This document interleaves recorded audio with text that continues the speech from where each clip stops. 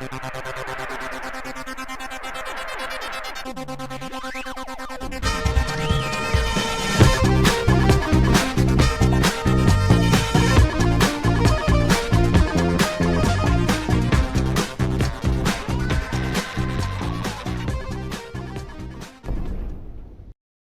guys, welcome back. This is Matt Chat, episode 543, with a look at Caves of Qud, Q-U-D.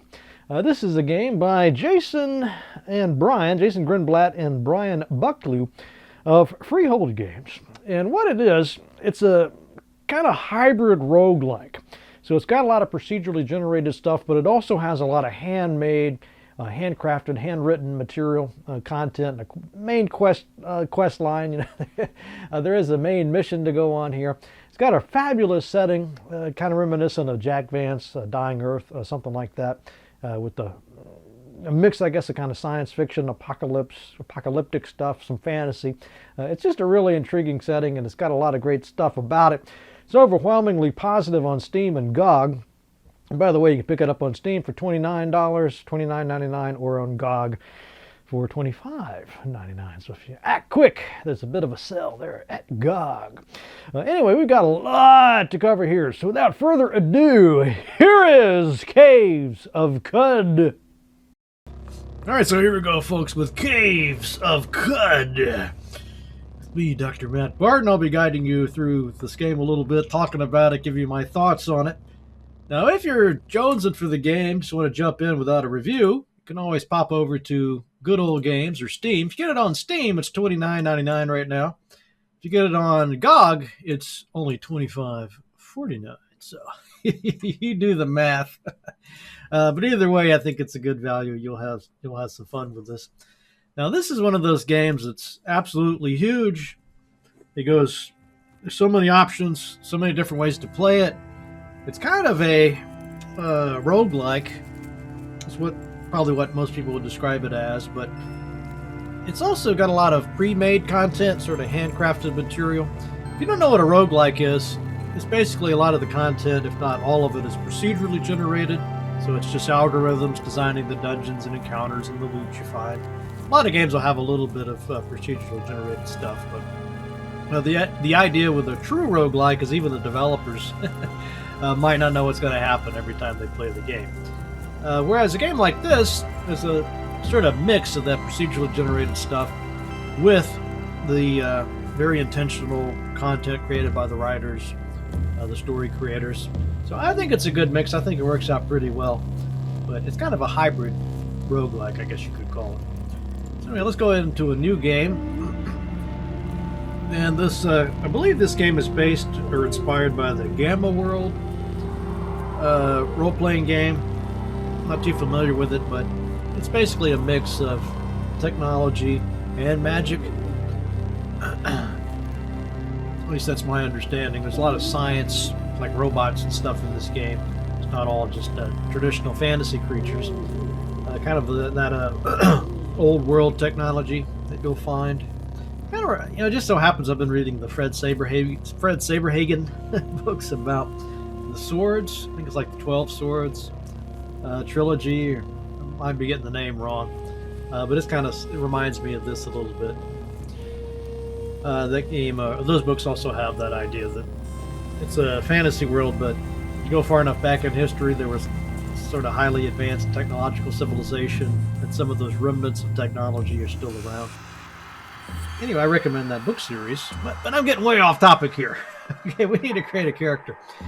We could do the tutorial, but I'll save that for your enjoyment. I'm not sure what daily is. I guess this is for people that want to do kind of an Iron Man challenge every day.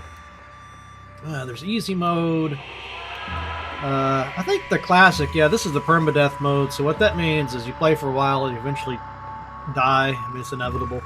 So then you'll show up as a tombstone and get to play another character. Usually with a game like this, it's not that big of a deal if you die.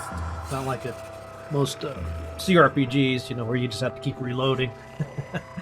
But for this one, again, you might want to go with this role-playing mode, which will let you save at settlements, because there is that pre-made content, and there is a main quest you can follow and try to get all the way through the story. So I think either option is fine. I'm just going to go with role play because yeah, I think for this game it makes sense. I wouldn't do that in a traditional roguelike. All right, because part of the challenge of the traditional roguelike is just to see how far you can get. That's kind of the end game.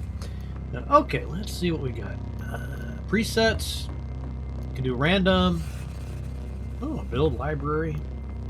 Replay the last character you played. So you can see they're really expecting people not just to play one character, but probably to create several, have them die, learn about how to play the game, learn what's going to work for you, the way you like to play, the sorts of skills and abilities you like to use, kind of tailor a character towards that. I've been playing around with the mutated humans. I like these. They kind of remind me a little bit of the game Mail Order Monsters. You remember that one? And you get all these cool mutations on yourself, and you can level those up. And it really makes for some interesting gameplay and role-playing possibilities. But the Truecan, I guess these guys, I haven't played one of these yet, but from what I understand, these are cyborgs, or you have these cybernetic implants. Kind of reminds me of a Syndicate. This one I've been reading about it. Big rebuke robots. But I've been playing around with the mutated humans, so I'll just stick with this. And then you got some choices here. Choices. This game is all about choices. I've been having fun playing the sort of default one, which is the Marsh Tar. They have extra legs, which lets them carry more loot with them. A little bit faster, kind of tougher. And it does say down there that they're very survivable, so I like that. Charge-based melee fighter, so we'll just go with this again. Although you can see the kind of variety you would have. Let's go with Marsh Tar. And let's see. It tells me my mutations here. Freezing Ray, multiple legs. I'm amphibious, which the water. There is a water and food requirements in this game. You get hungry, you get thirsty. But the amphibians are a little bit different because they pour water all over themselves. And I guess they're absorbing water through their skin. So that's kind of an interesting dynamic. Everything, I'm going to be saying that all the time. That's interesting. That's an interesting take on that. That's different. There's a lot of unique stuff that's part of this game that I think you'll enjoy. Okay, there's our pretty standard attributes. They do pretty much what you'd expect them to do. And then we can create a name. Just use random, but I think I want to go with Matt. It's kind of a nice name, wouldn't you agree? Okay, next, and then we can pick our starting place. And Joppa says is good for new players. And the game is hard enough, folks. So, unless you've been playing for a while, you'd probably want to just stick to all the beginner options. You're going to get plenty of challenge. Don't worry about it. If you start with something too difficult, you might just get discouraged. Alright, you embark for the Caves of Qud. On the 14th of Simen Ut, you arrive at the oasis hamlet of Joppa, along the far rim of Maghagai, the Great Salt Desert. All around you, moisture farmers. Remember that from Star Wars? Tend to groves of Viridian water vine. There are huts wrought from rock salt and brine stalk. So, let's see. On the horizon, Qud's jungles strangle chrome steeples and rusted archways to the earth. Further and beyond, the fabled Spendo rises above the fray and pierces the cloud-ribboned sky. So you can see some good writing here. It's an interesting setting. The unit of currency in this world will be water, especially fresh water, because that's what's in short supply. So I'm not kidding. I mean, literally, these water containers.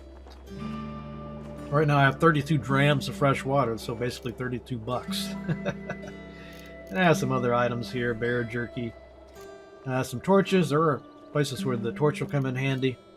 Hopefully, eventually, we'll be able to do without the torch and get something cooler to light our way. Let's see what else I could show you here at the get-go. If you hit backspace, it shows you the points of interest. Typically, what I've been doing is automatically exploring every zone, and then I'll hit backspace occasionally to see if there's anything that anybody I should talk to, Or maybe there's an altar to pray to, or something cool to see.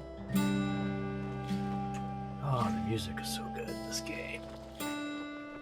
Movement, again, just very standard stuff. You know, it's not going to surprise you. You can use the arrow keys or the number keypad to move around, or you can click with the mouse to go somewhere. Let's go ahead and talk to this guy. A wind-carved man with the posture of a vine reaper. Mehmet. Loved by the villagers. Yeah, that's pretty complicated. I guess you'd call it a reputation system. Now, I have my other game. I somehow got this village pissed off at me. They were attacking me. So you really have to be careful. It's worth paying attention to who likes who. Let's see, I think there's a screen somewhere. Yeah, if you hit the J key for journal, you can bring up the reputation. And you can see everybody's got reputations, even an antelope. You know, they'll like you or not like you. Gives you a little bit of info about them. So this just goes on and on. You could even search. Search for the warden. The Fellowship of Wardens, they don't care about me, but aggressive members could attack me. You aren't welcome in their holy places. So we'll talk about that a little bit later. Okay, we got to get close to him, then we can talk to this man guy. Man called Matt. Matt, the tongue says. Live and drink, Matt. Yeah, I guess Dune. If you like Dune, you might kind of like this setting too, because aren't they always trying to conserve water? Deal with the deserts. And learn about the village. Water vine farm in the lap of the marsh. Suck the moisture out of wine wafer. Fine wafer, yeah? We tend to plant here.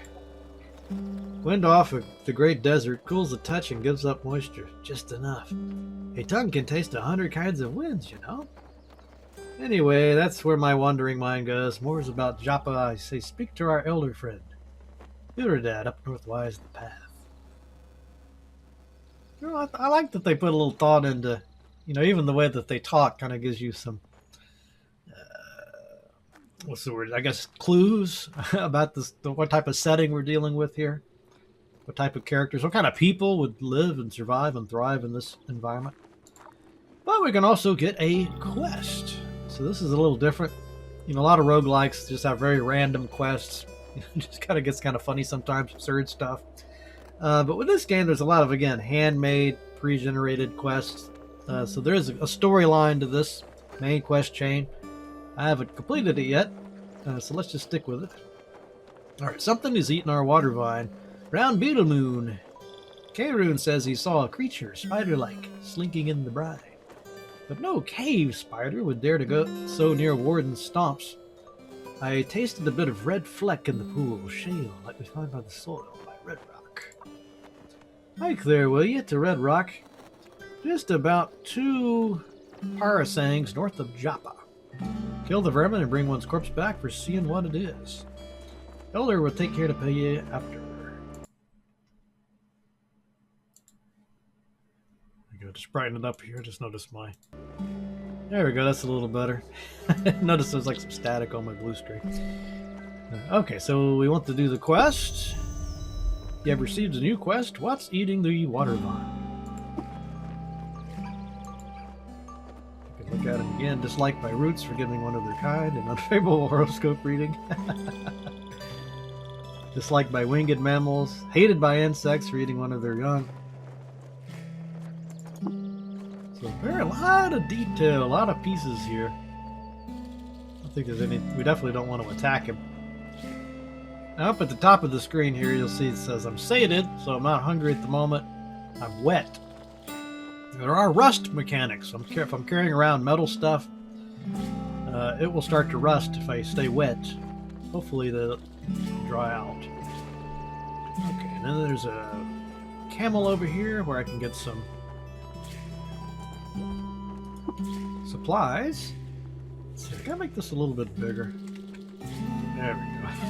A little easier to see. Yeah, this. I noticed that there's several of these merchants in different towns. You get different gear. Assault Strider. We can trade by hitting the tab key. You can see that it takes the... It won't let me trade my water, because that is the currency. So that's just down here, 32. But I could trade these empty water skins. But hopefully I'll be able to find ways to fill those up. Trades. Okay. Yeah, before I start trading, let's see what I have in my inventory. Alright, got some furs. Now that diamond means it's the armor class. So I think the way armor class works in this game is unless an attack is better than your armor class, you won't take any damage. You'll get hit, but you won't take any damage. Whereas that little circle there is the dodge. And you know what dodge is, right? If you dodge an attack, you don't have to worry about the damage. So it just depends on how you want to play it. Do you want to be fast and dexterous? Or do you want to be able to just take a beating?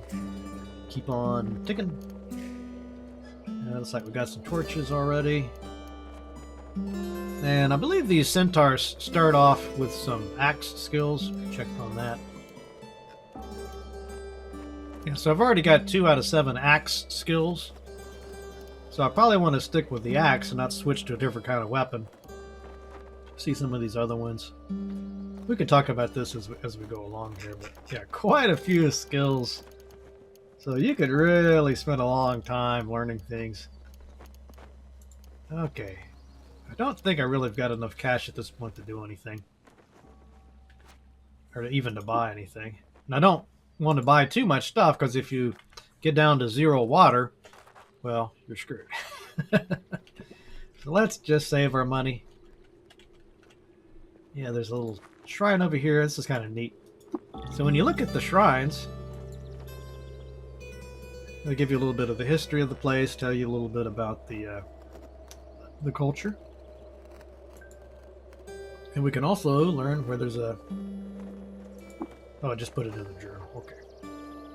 And yeah, we could pray as well. I don't know if that did anything, or did it? If we get to our journal now. Somewhere here, this will tell us about... Yeah. It saves all your history. So that's just kind of fun to pray at the shrines, check them out. I think there's also... Yeah. There's an apple tree there. I don't know if it'll let me gather the apples. There's a skill you need to get first. But you can gather... you can harvest plants as you pass by if you have the one of these skills. Let me see what it is. It's called Cooking and Gathering Harvestry. So I got this on my other game, and I've got... It doesn't take long before you get hundreds and hundreds of those fruits and things. So it's not really... You're not going to be in danger of starving. And then if you go to a settlement and you find an oven, you can try to cook some food. At least all the ones I've seen so far, there's a free option. So we can get some of this apple mats. It's just kind of lying there, I guess. And it gives us some bonuses to our healing rate. Makes it your thirst at half rate, that's good. Or you could try to cook up a meal. You could, I guess, scrounge up stuff around from your inventory. Or... once you level up your cooking skill, then you'll be able to pick some items. So you might butcher a deer, or butcher God knows what. And maybe you have an arm or a leg or an eye, face, and you can try to make a recipe out of that. Get all kinds of cool effects. Let's see, Nimaruda's there. We can try chatting with them. Don't let your nostrums run dry on the road. I have what you need. Witchwood for pain, bandages for bleeding, yuckweed, and honey for when your gut's act up. There's basically ways to heal yourself. All right. And I think this is the mayor, or the elder. The Oasis Hamlet, beneath the shelf of the world. A million breaths of salt, the wind heaves over the great salt desert. And to the east, the rotting jungles of Qud. Yeah, this game definitely has a vibe to it. It's kind of mysterious, intriguing. Land slopes up. Kind of poetic, really. Toothed and chrome steeples, ageless things. Adventurous ones set off for their own splinter of artifact, to both fates and life. Do you sell wares? I'm looking for work. Try our guy, friend the tinker. Okay, so I think we can get another quest from here. Now, you might be tempted to like open up a chest and steal stuff, but then you're... they do notice you can make enemies that way. I believe the tinker is down here somewhere. Yeah, there he is. There's some things we could pick up. If it's just lying on the ground, I guess we can just pick it up. These bent metal sheets. Now, the problem is we're going to get way more stuff than we can carry. As you can see, I've already got 6 pounds of scrap. Now, there is this tinkering system that I think I'm going to... We'll see about exploring that. I haven't done this before. But I believe you get recipes or schematics, and then they use those scrap, which you've been picking up, to make stuff. Let's see if we can talk to the tinker and get that other quest. Waste heat from the thermo cask. Sun slag. Must you bother me? What are you, some sort of water freak? You water freak? Yes, I'm addicted to water. Fondren-eyed pilgrim? Arcanaut? Make yourself useful and fetch me a knick-knack from one of the caves. Alright, so we just need to find an artifact. Make him happy. Could also buy them. One time I just sold my artifacts, but I found I could just go and buy a new one. Now, I wonder if we could store some stuff here in the village. I don't know if it keeps it for you. Or would people come and get stuff out of this chest? Let's just kind of play around here. I'm going to see if I can store my items there. You know, when we come back, we'll see if they're still there. And then we'll know. Okay, then we can also look at these bookshelves. And you can read these books and learn a few things about where things are.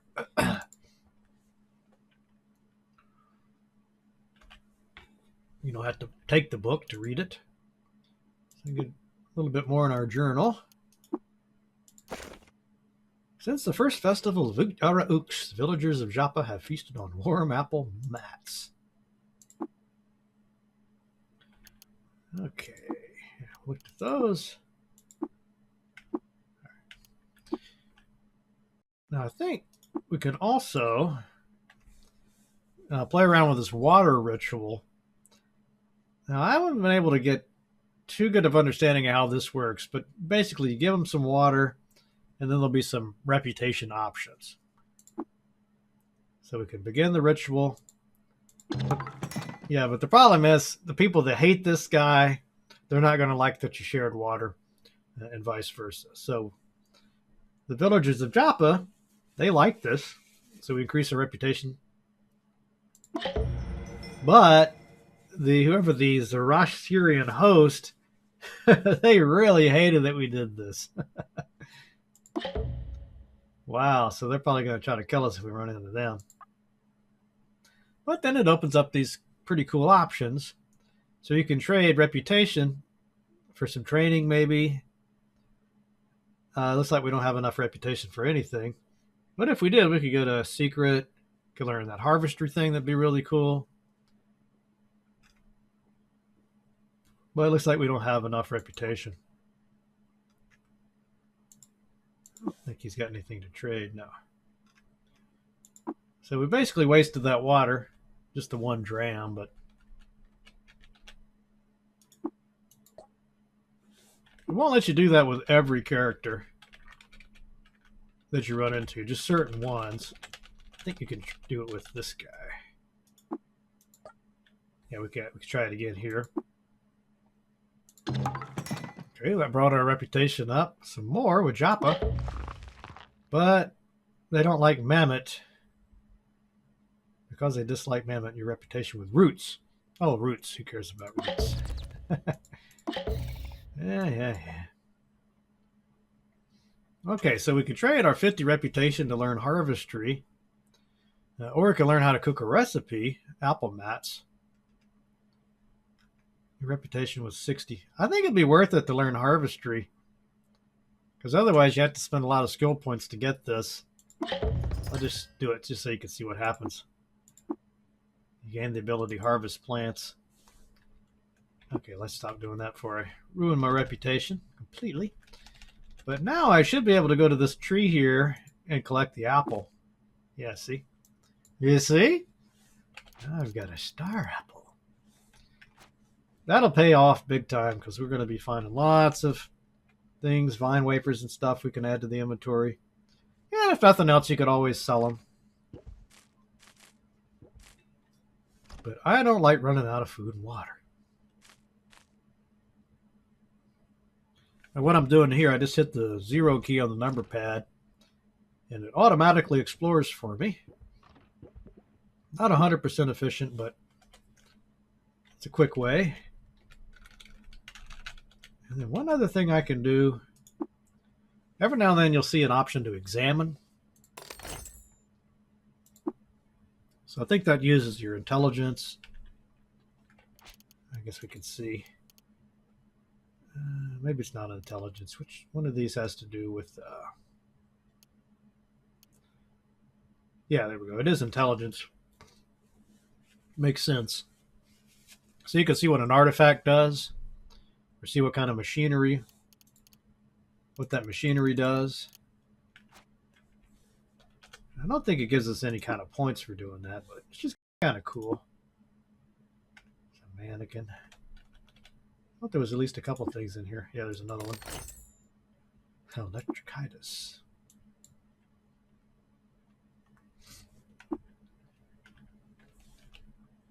I thought there was another bookshelf here somewhere.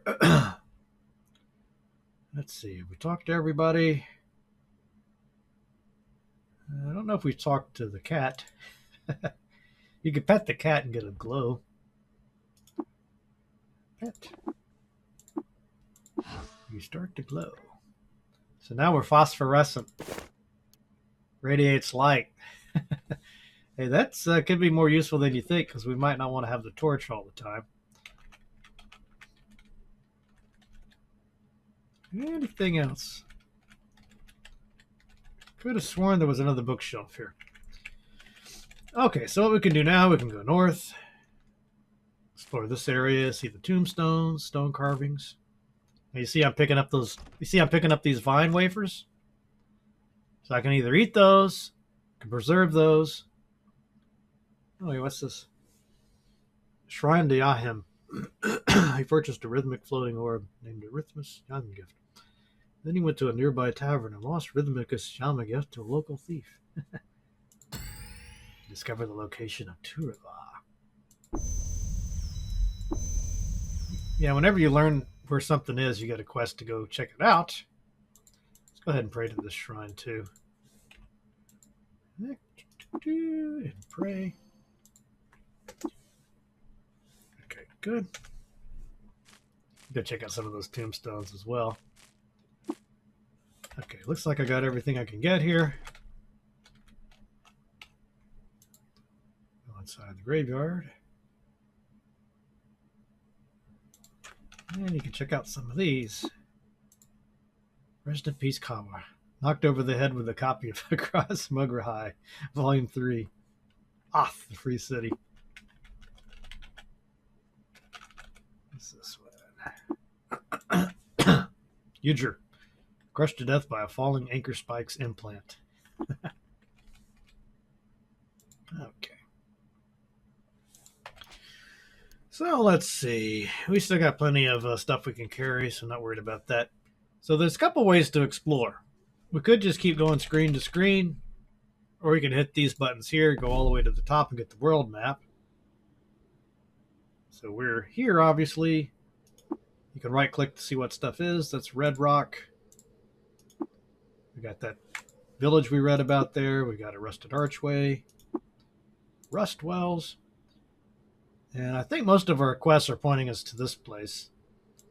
So we can just go there. Now, that was pretty close by. If you try to explore off a ways, you're going to get lost. And then you have to explore or find somebody to help you point out where you are. But while you're lost, you can't travel on the world map. All right, we got our first leg of that quest done already. We're hungry. Oh, we got a lot of stuff we need to do. Okay, so we can make camp. And we don't have cooking yet, so all we can do is just whip up a meal. And I think this just picks up random crap from around. It's not even stuff in your inventory.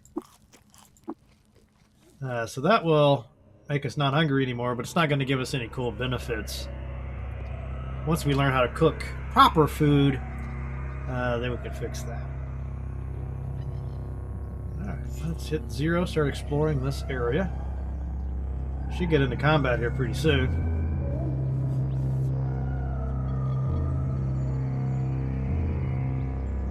Oh, got another apple. Found the stairs down. I don't think I fought anything yet. Okay, so you notice there's some of these buildings I can't get into. There are ways to break through walls. Not yet. We can go to that stairway, and then we got the next level. There was some bones. You see a jilted lover to the northwest and stop exploring. Okay, so that's a baddie up here. So there's a couple ways to attack. You can use your abilities. Charge is kind of tricky because you got to be just the right amount of space away. The freezing ray shoots out of my hands. So once I shoot it, I got to wait 20 turns for that to come back around. Since I have an axe, I could try to dismember something. Let's try that. Alright, killed it. I didn't dismember it successfully, but when that works, you can get a limb or a leg or something to cook with. I think it also does some damage. We can see what stuff does by clicking here. Dismember, you make an axe attack against an opponent. If you hit and penetrate, you dismember one of their limbs at random and they start bleeding. So it does damage and you could possibly get a limb.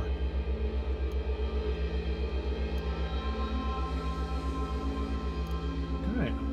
Not too far away from leveling. I did take a little bit of damage there. Usually you just automatically heal. You might have some effects on you that keep you from healing. There's another plant. Of course, the other way to attack is just to keep running into them. This plant's on, but your corpse is on. Looks like all my stuff is unavailable. Alright, I can pick up this bronze two-handed sword. Even though I'm an axe guy, I can always sell it. Plant. Oh, there's a cave spider down there. Yep. But I don't think it's hostile. No, it is hostile. Okay. So, let's see. Can I charge it? Need to get... Yeah, I should be able to charge. Boom! So, bloody case, you cleave through the armor. You critically hit ×2 for 3 damage with your bronze battle axe. 23 damage. Uh-oh, he might kill me. Down to 7. Hit the freezing ray. Uh-oh, let's see. Hopefully he's almost dead. It says he's injured. Well, this could be it. He's wounded. I think I better run away. Yeah, I'm bleeding still. Let me see if I can do something about that. I got some witchwood bark. I think I can eat this to heal me a little bit. Alright, wow, this is a tough little fight here with this cave spider.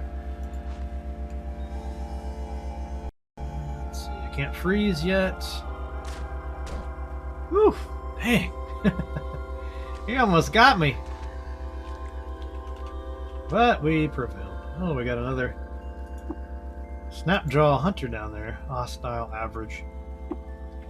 Alright, let's see if we can charge him. Can't freeze yet. Can dismember him. Alright, and he had some items. His face. So we can take his face, take the dagger, take the bow. And we could equip the bow. Why not? Let's see, where's the... somewhere you have ranged weapon. Let's see, instead of doing it that way, instead of automatically put it somewhere. Yeah. And then I think we hit R to load it with the wooden arrow. So now we could shoot stuff at a distance. Not going to be as good because I'm a melee guy, but I like to have the option. Oh boy. There we go. Alright, so now I leveled up. We can... I think we get attributes ever so often. I'm not sure what levels you get attributes at. Apparently not now. But you also get a mutation point since we're a mutant. So you can see what all this does. Sometimes you get extra ones too. I don't know how random that is. I guess you could buy. Alright. You know, my other game, somehow I got this electrical thing that I could shoot electricity out of my hands.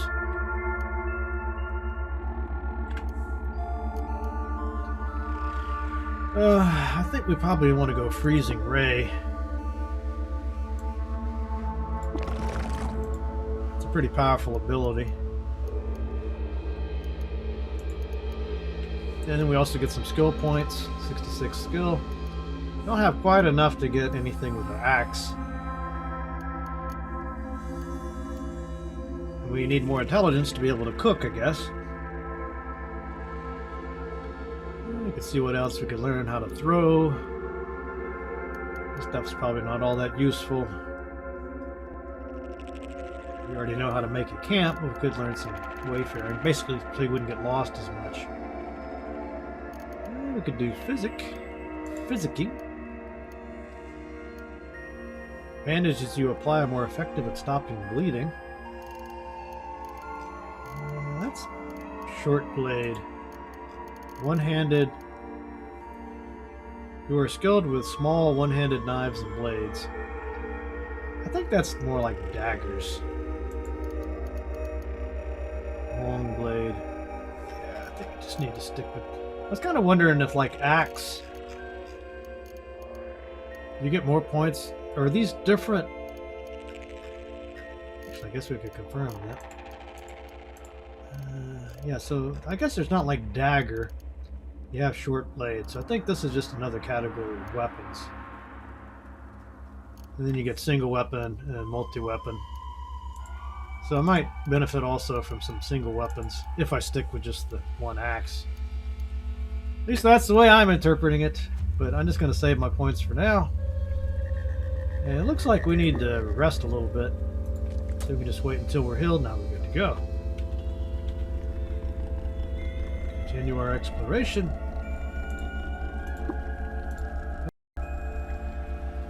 Try to freeze them. Takes 3 damage from your freezing effect. Oh, wow, this guy's tough. Oh! Better have another witchwood bark. What the hell? How did I get over there? The way is blocked? Oh, I must be confused, I guess. Yeah, confused. Okay. Yes, I am confused. How long does that last? Acts semi-randomly. I guess we don't know how long it'll last. Let's see, can I just wait it out? Wait until healed. I'm still confused. Come on. Wait 1 turn. So I hit A just to wait.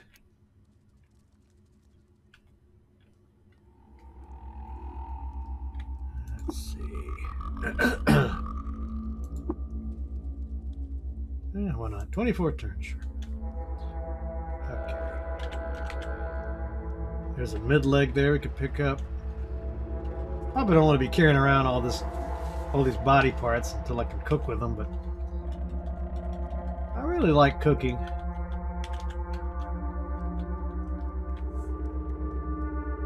Continue to explore.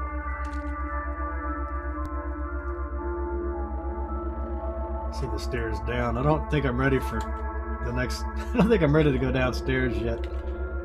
You know, I think we should just explore a little bit and gain a level or two. Yeah, I think I can just. Maybe just explore some of these zones until we get some levels. Somebody's shooting at me. This guy. So he's boom, wounded. There we go, leveled up again. Alright, it's always fun when you're starting out because you get levels really quick, right? Still can't do cleave. That's a good one to get. I guess we just need to wait a little bit longer. Get some more skill points. Oh, now we get an attribute. So I'm always a little torn at this point because you need a lot of the cool skills. You need intelligence. My intelligence is kind of low, so I'm kind of tempted to put a point in there, but I probably want to go strength just because that's probably the best thing for a melee guy like me. And I think this time I might go with multiple legs, because this will give me quite a bit more speed and more carrying capacity. And not the best, not a whole lot of bonus, but I do notice I keep running into the problem of not having enough strength to carry all my stuff. Dang. Ooh, I'm down to 8 hit points. Something is really doing some damage to me. I didn't think these guys are that tough, but maybe so. Alright, let's dismember him. I think I was successful. Woo! Gosh! He is tearing me up. Got him. We need to get the hell out of here.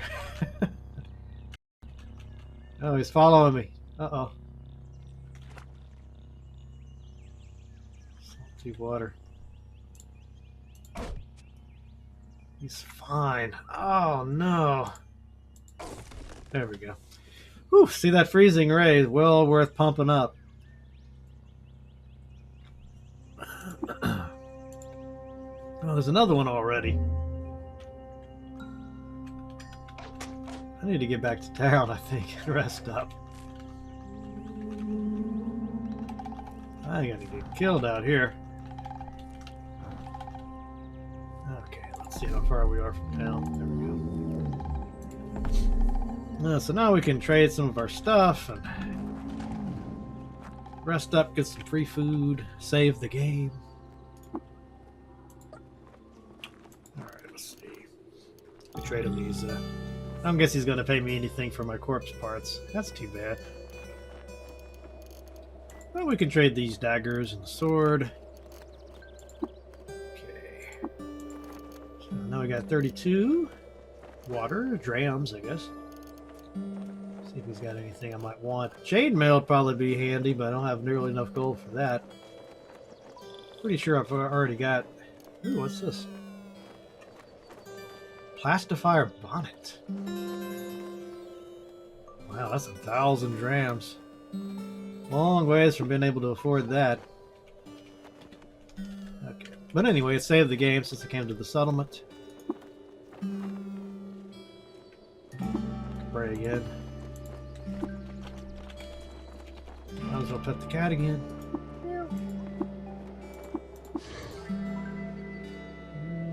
Let's go ahead and get some free food while we're here.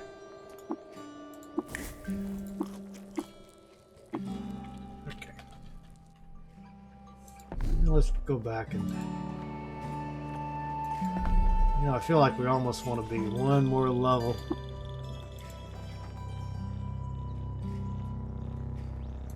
This will be a little dicey. At least, if it's anything like other roguelikes, the deeper you go, the tougher the monsters. I assume this is the case here. I already found the stairway up. Or down. Oh, it's creepy.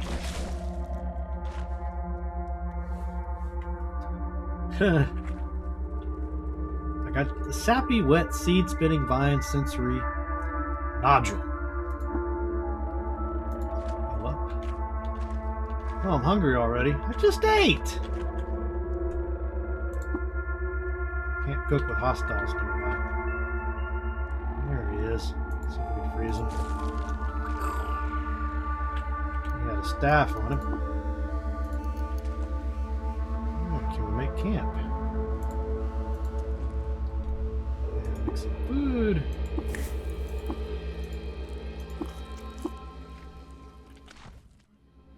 Okay. This is looking asphalt.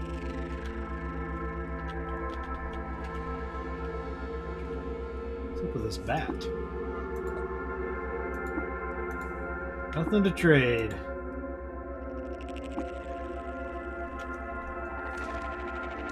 Notice how you leave little puddles if you get wet. And there's one of these guys again. Let's see if I can charge him. Wow, chopped off his right foreleg. He's bloody. Or he's badly wounded. Foreleg. What is that? Oh, copper nugget. That's cool. Silver nugget, even better.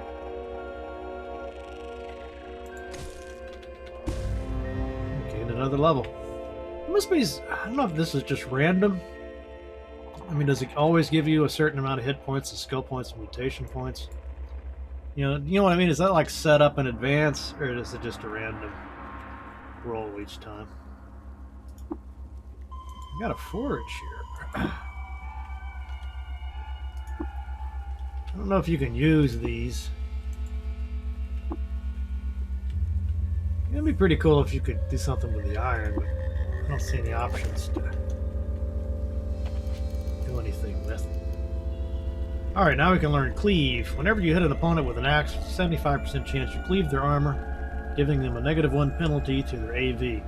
This penalty can stack a armor value. This penalty can stack a number of times up to your strength modifier. I think that would be well worth having. And let's just keep putting them into Freezing Ray, because that's been a lifesaver. Teleportation is also kind of neat. We should use that. It's a good way to get away. Or perhaps to get into a zone. Let's see, do we cleave? Charged it, hit it. Let's see if we can cleave somebody. Shroud or Freezing Ray. That one's down. Ooh, this one's not down. He is fine. Oh no, not again. I haven't even. Oh, he's the warlord. Oh, that's why he's so tough. Yeah, I better get the hell out of here. Oh, he's following me too. Let's try to teleport. Where's my teleport ability? Let's see, can I get over here? There we go. Yeah, teleport away. Heal up. Alright. Yeah, that warlord's gonna be a tough fight. I want to be ready for him. Is that him again? Charge him. Still in perfect shape. Oh yeah, I'm not gonna be able to. He is tough. Wow. Just about out of my vine way, or my witchwood bark too. Oh, I forgot. Yeah, that. The downside of this healing thing is that it confuses you sometimes.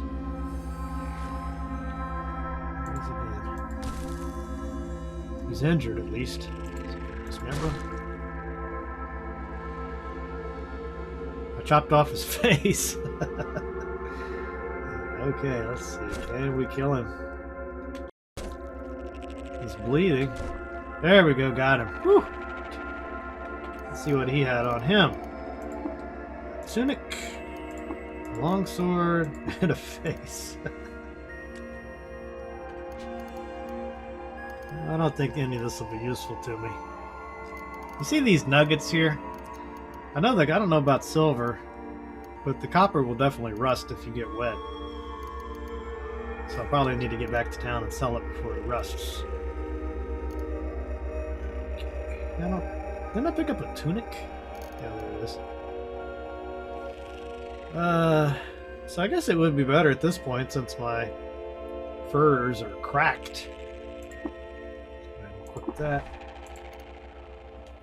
So a little bit of an improvement.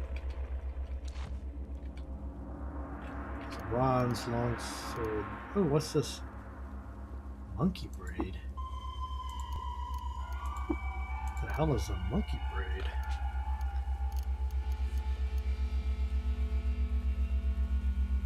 And whatever it is, it gives me a little extra dodge. So I guess it's like a cloak. Alright. Probably shouldn't have gone in there because I'm not at full health. I see ya. What do you have on him? Cronos? Pestle. Pestle.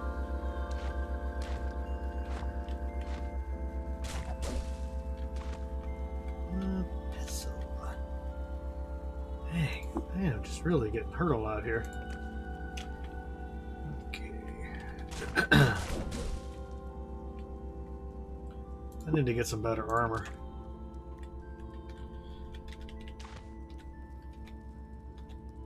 I forgot what we're here for. What's the quest we're on? We gotta find the creatures that are eating Joppa's water vine. And then we gotta collect a corpse from one of the creatures. So I think we're pretty close to that being done with that starter quest.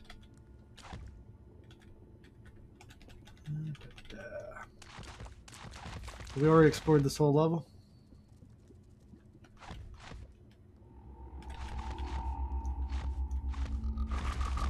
Guess I get stuck in the asphalt.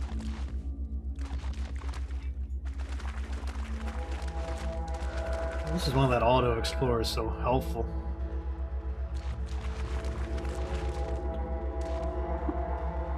Okay, so we just have to go down another level. Probably rushing this too much because I should probably be another level or two before we're going even deeper.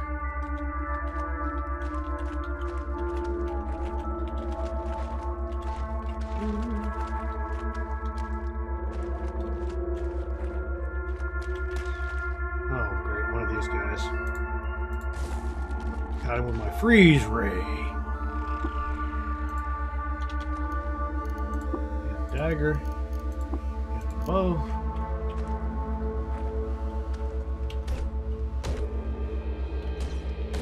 These guys are going down pretty easy. Oh, I didn't mean to pick up those stupid corpses. Drop.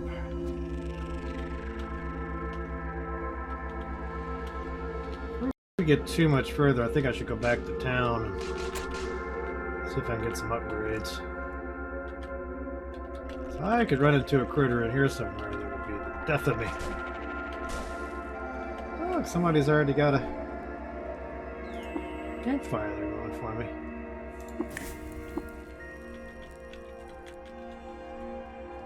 This would probably be a safe enough area to rest in.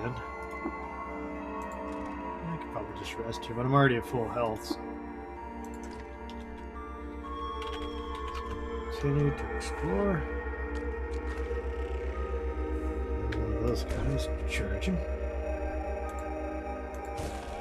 And I missed my electrical ability because it was an AoE.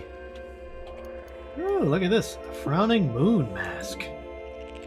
The moon scowls on an unseen jungle. The craters of brow shredded with animal ash and eaten to a natural ridgeline by the venomous breath of gods. Yeah, I'm gonna equip that.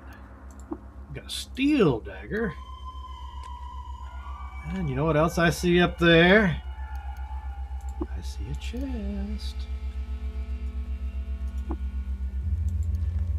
Some arrows, take those. Leather armor, take that. Some bear jerky. Oh, I didn't mean to eat it. Oops. Whoops. Take that nugget. I guess I could take the chest if I wanted to. Already up to 100 pounds. 139 pounds worth of gear. Hey, didn't I pick up some armor? Let's see how this compares. So yeah, one more. That's interesting. So I get 2 points of armor value, or 1 point of armor value and 2 dodge. I'm not quite sure what's the better.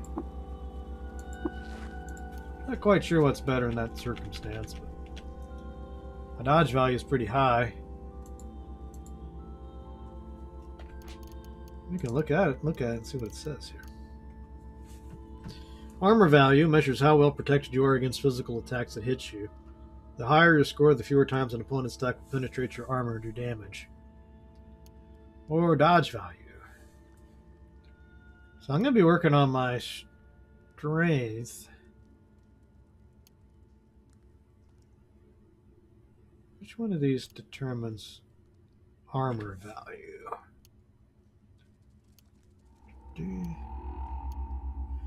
Yeah, maybe the attributes don't have anything to do with armor value. Maybe it's just your actual gear. Whereas the dodge value would go up if you had better agility.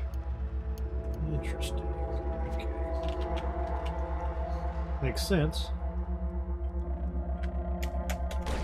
Charge.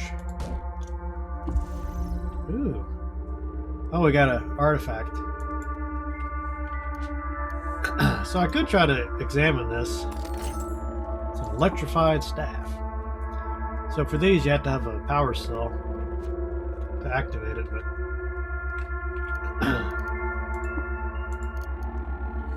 that's what I don't think he cares what kind of artifact it is for the quest. So we could definitely go back at this point, turn that quest in, and probably get a... What the hell? What is that? Wool, paper, and acrylic, the paint of experience smooth the way into the uniform. Child's cone. Child's cone?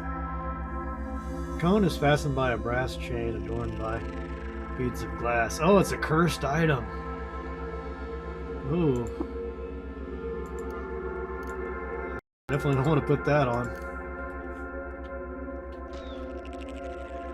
Somebody's shooting at me. Oh, great. I see too many. He's right on my tail. Ooh, opal pommel steel battle axe. Hell yeah! That'll be an improvement. Not sure what the opal does. Let's see. Any of this stuff.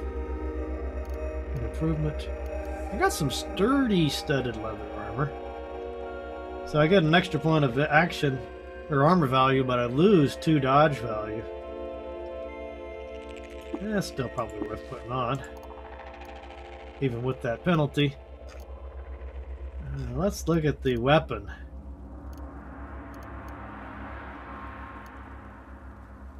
Come on. +1 to hit, strength bonus cap 3, weapon class axe, cleaves armor on critical hit. Okay, go ahead and equip that. I suppose I could do like double axes. Weapon class, short blades, long blades. Yeah, okay, so it's doing, it's kind of weird. Okay, long blades. What's a pestle?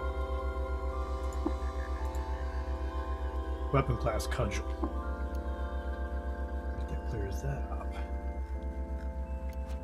Alright, well, they got a... Armor value is 3 now.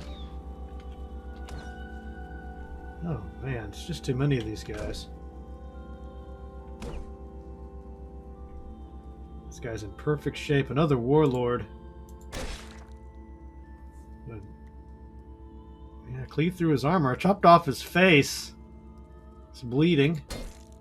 So he should be taking a little damage each turn from the bleeding. Got him. Man, what a difference some gear makes.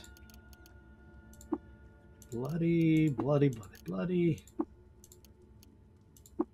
That just means it's literally covered in blood. I think I got some boots. So since I'm a centaur, I got some extra. I can have 2 pairs of boots. And I think it averages out the armor bonus. So I guess we're still up. Yeah, look how much better this opal pommeled steel battle axe is doing. Hitting 3 times with it for 9 damage.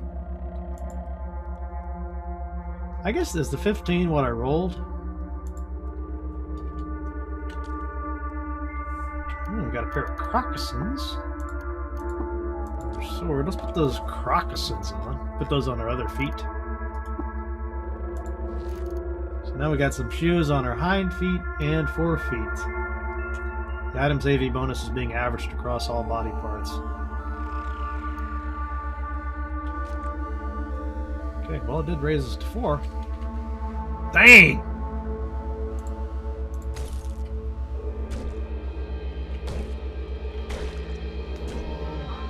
What am I fighting here? Oh, this is a name guy. It's like a supervillain here. He's purple. He's got a name. Alpha Wolf, the calloused snap-jaw gut spiller. Swarm Alpha. As long as this creature is adjacent to his target, he grants 2 to the swarm bonuses of each other swarmer who is adjacent to his target. He's got some cool stuff and he's wounded. Yeah. Might be able to kill him. I'm hitting him. Not doing a whole lot of damage. Critical hit. Did 5 damage to him. Got him. See, he's a named guy, so I guess we're going to lose some reputation. Villagers of Dabiana. Gotta be careful if we're over there. But there's some positives. You swell with the inspiration to name your opal pommeled steel battle axe. Do you wish to? Well, yes, I do. Enter a name it based on its qualities. Choose a random name from Bloody Out the Wolf, the callous snapshot gut spiller's culture. Hey, why not? That sounds like an interesting option. Okay. We'll choose a color and a name.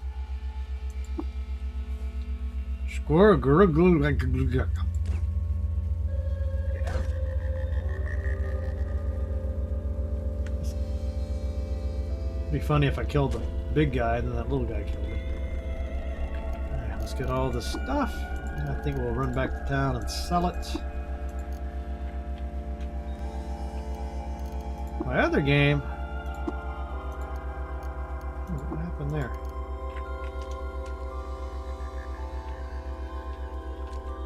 All the stuff.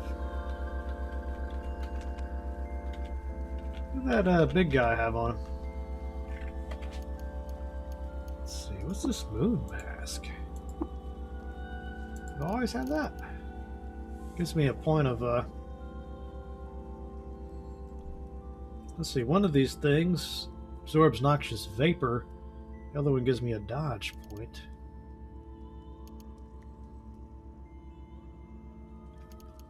And then I have did I get anything else?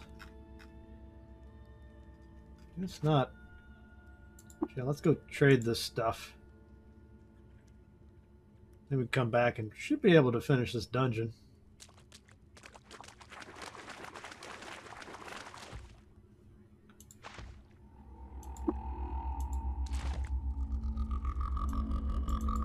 You know, one of the reasons you want to explore other towns is that you get better stuff, better trading opportunities. But at this stage, probably even the starter village will have some nice upgrades. So let's do turn our quest in that we did. Shit, here's your knick-knack. 75 XP. And he wants to get us. He wants us to get another one. I don't think I can trade with him yet either.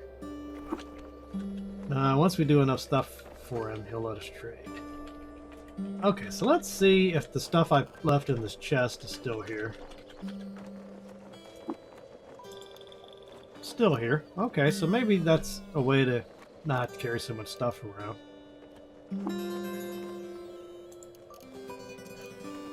F2 to store an item.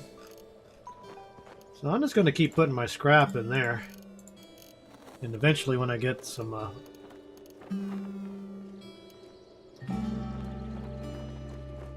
if I put this ring on, I get 400 reputation with baboons.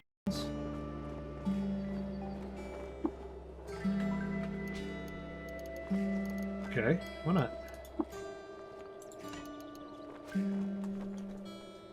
Okay, let's go trade and see if we can get some upgrades from our merchant down here. Hey, Mr. Cameron. We can trade all this junk. A couple of short bows, ingots, stuff.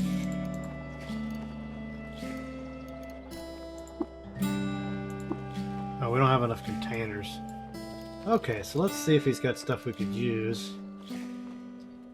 I think that chainmail is going to be an improvement. Go ahead and put that on. It's a sun veil.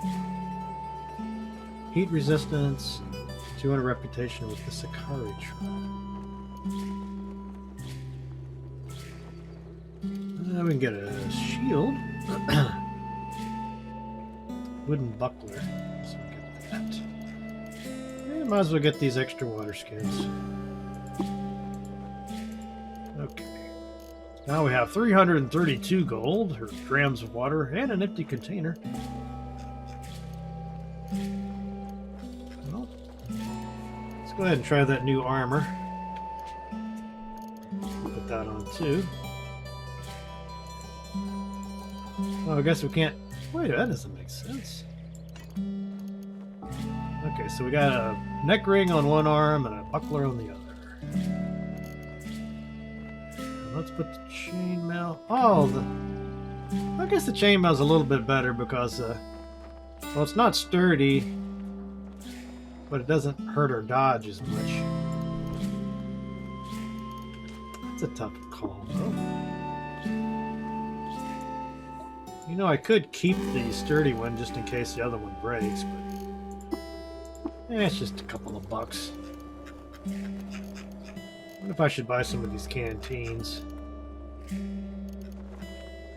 Later. Okay. Now we're hungry again. Back to the stove.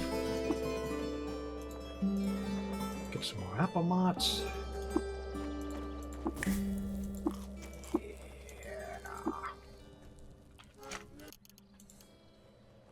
Well, I guess I didn't get enough to level up yet.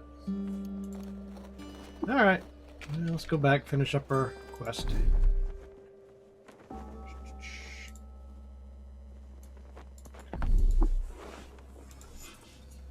I like this auto. Just kick back and get to where I need to go. Oops. You know, I think if you level up teleportation enough, you can get very specific as to where you want to teleport. That would be very valuable.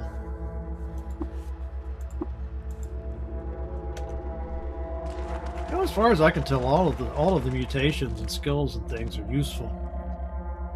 I haven't picked anything that I felt like was a waste of points. Okay, there he is. Oh my god, look at how many. Back away. If I can take them one at a time, I might have a chance here. Oh yeah. Wow. What is it? Bloody quilted shawl.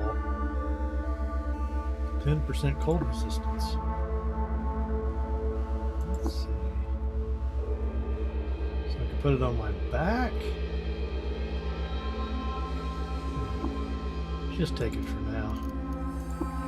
Bloody robes, bloody iron mace. Always take all the arrows I can find. Tunic. Staff. Oh, I want that stupid corpse.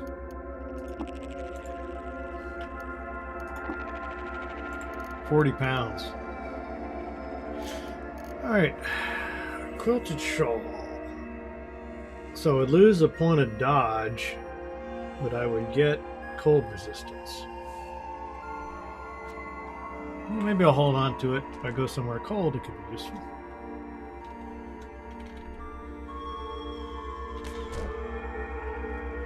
Snapjaw Hunter. We got a steel arrow. Now sometimes the things that are engraved or painted on, you can learn some lore. Yeah, like here. He's engraved with a scene from the life of the ancient Sultan Zereshir. And isn't that just a cool gameplay mechanic? You know, so this is like a cool bow that somebody's drawn a picture on or engraved. And then I can look at that and learn something about history. And it's part of the game, play mechanics. I mean, that to me is awesome. How cool is that? Plus, it looks like it's a pretty good bow. Let's go ahead and equip that bad boy.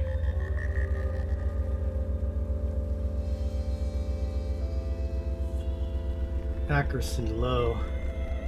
So the one that the new one gives me plus 40 reputation.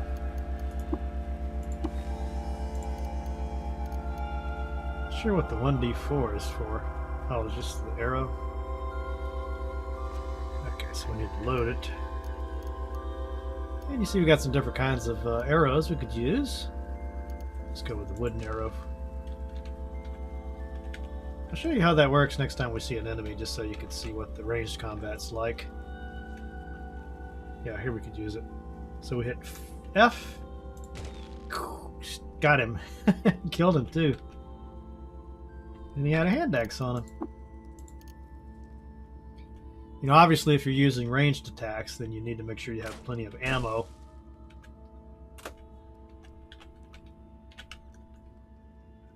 Alright. Oh, I'm hungry again. I don't think I can use this to cook. Look. A goat wool bed fastened with canvas ties. I don't know what sleep does. Let's try that out. Sleep. How long would you like to sleep? Until waxing beetle moon, until the shallows, until harvest dawn. I guess I don't know if you need to sleep as in you start to get tired.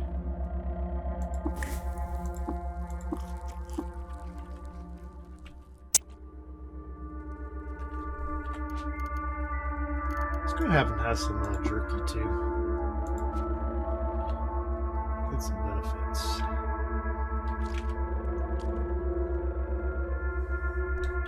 Got a nice little clutch. Oh, a lot of these little guys. Snapjaw Scavengers. Oh, crap. Oh, crap.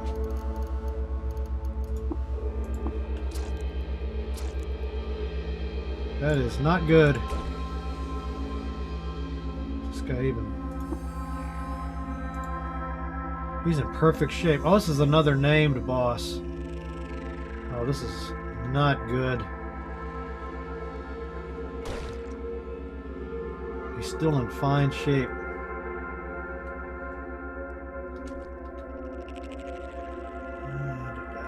Can I take him? I should probably just get out of here.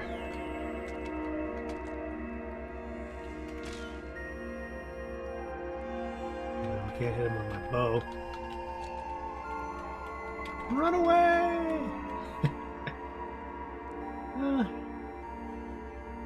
Okay, let's see. If I could do this right. There he is. Let's see if I can freeze him. Like 6 damage. How is he still in fine shape? Fine. Wow, he's a tough son of a gun. Hit him with 5 damage. Fine. I dismember him? You miss. You hit. Oh, he's damaging me too. You hit for 1 damage with your lit torch. You miss. Oh, I guess I'm using my torch as an offhand weapon. So definitely missing a lot. That's not good. Doesn't penetrate your armor with his bite. He got me that time.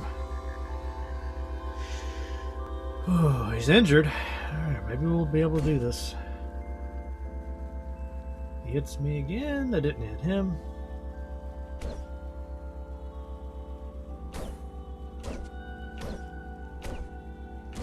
He's wounded.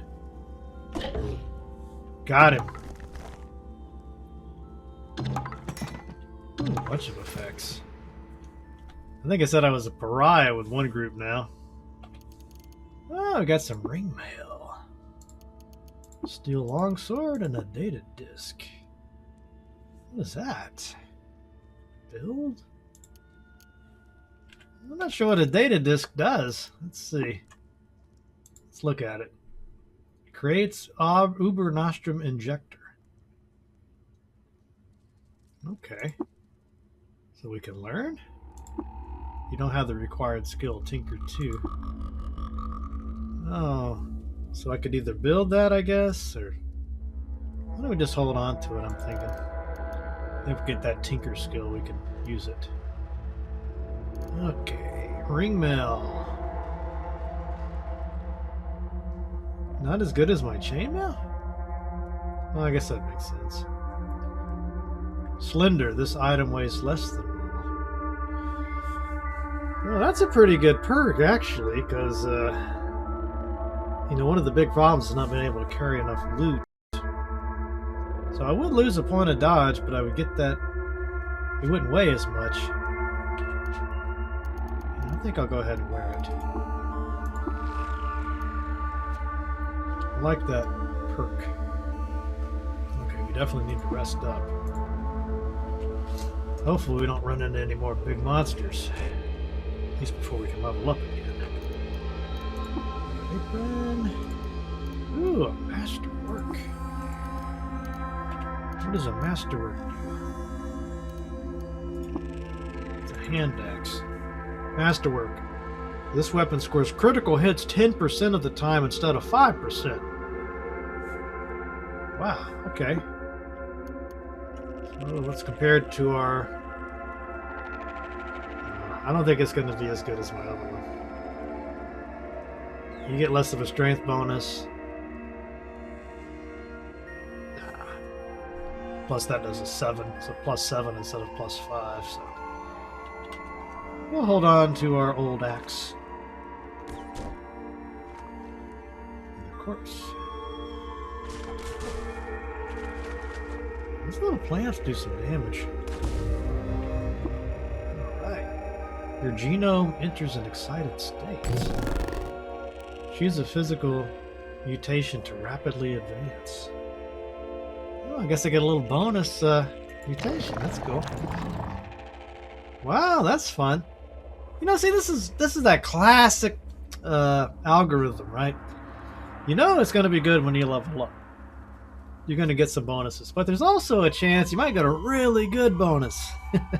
So that just makes the game just that much more addictive, right? Because it's that unreliable, that random factor of getting a reward. How cool is that? There we got 114 skill points, so I could learn Charging Strike. Or we could start working on Cooking and Gathering. I don't have enough intelligence for that, though. I don't have an attribute at the moment. So I'll probably just stick with Axe. Charging strike. When you charge with an axe and hit, if you cleave their armor, you get an additional -1 penalty to their armor value. If you have dismember, your chance to dismember when charging with an axe is doubled. When you charge with a cudgel and hit, you automatically daze your opponent. That's interesting. You know, I wonder if I should learn cudgeling. Does that kind of complement the axe, maybe? Not sure how that works. That definitely sounds like it's well worth it. Alright, then we can... Let's just keep pumping up this freeze ray. Oh. This mutation's rank is capped at 3 due to your level. Okay, well, we could do one of these other ones. I wonder why that says D on it. Let's do multiple legs or teleportation. Yeah, see, so the better you get with this skill, the more accurate your teleporting is. It sounds like that's going to be very useful on down the road. So, like, let's try it now.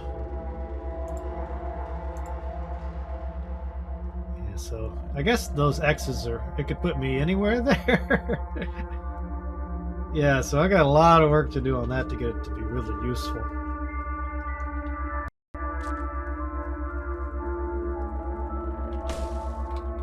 But you see, it's giving me those level ups at a pretty good clip to keep me engaged. Goodness! I wish I could charge one of these guys to drop my more effective charge. There we go. Let's try to charge him. You charge. You hit 6 damage. What? He's got a glow sphere on him? Oh my god, I had to spend like hundreds and hundreds of drams of water to get one of those last time. I just picked it up for free! So what this does... Well, okay. So I guess right now I have a torch in my left hand. There's a 15% chance of attacking with it, so I can equip this glow sphere.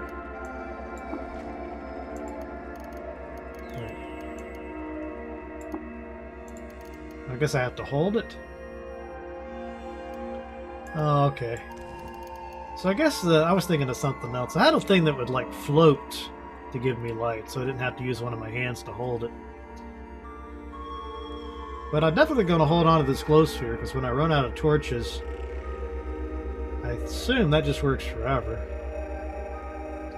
But I like to have that torch, that little additional chance to do an offhand attack is pretty cool. Yeah, the problem I had in my other game, I have a two-handed weapon, and I couldn't carry a torch with me. A hammock. I guess I could sleep in that hammock.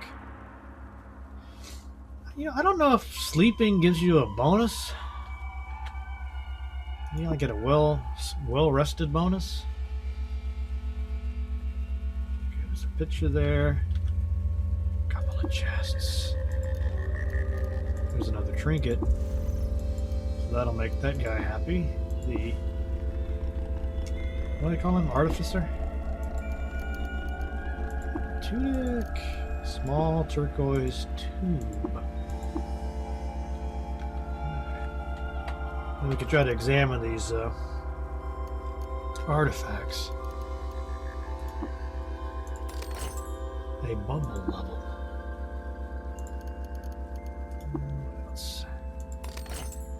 A love injector. Yes, I got a love injector. Sounds like a Billy Idol song. Or maybe a Danzig song. Love injector.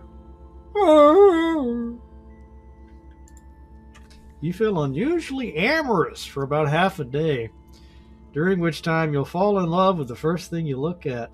If you inject someone else, they'll fall in love with you and follow you around for 3,000 to 3,600 rounds. There's a 1% failure rate for every level higher than you are. Wow. Chaotic evil. That's what it looks like. Okay. What was that other item I got? A level?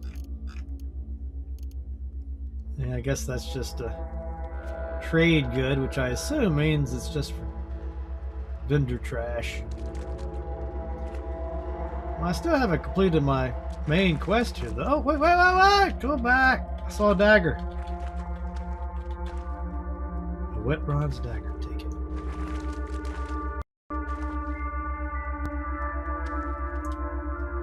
Ooh, a painted bronze dagger. He wanted his... I don't really care about it, but I get some more journal entries. How could you not take that? Take it. Short bow. Take it. Dagger. So there's nothing more to explore, right?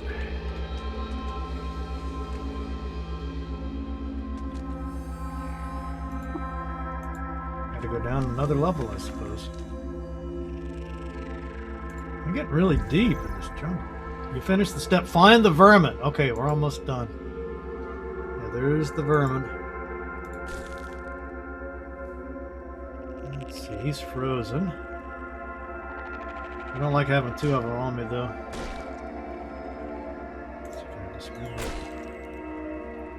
He's wounded. Got one. Got them both.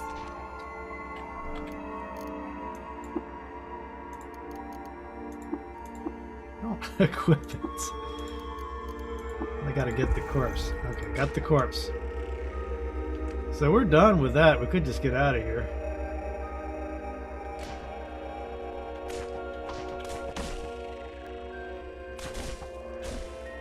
Finish that off.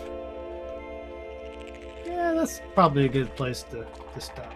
Let me go turn this quest in.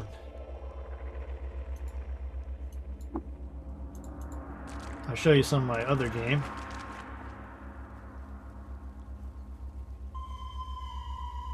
But, you know, I already feel like if I just played it to here, I'd feel like I got my money's worth out of this.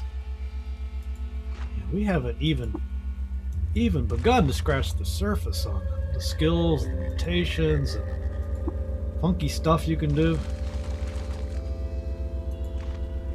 You saw the size of this map, huh? You know, this goes on. I don't know if it'll let me. Yeah. This is a big... Oh, no.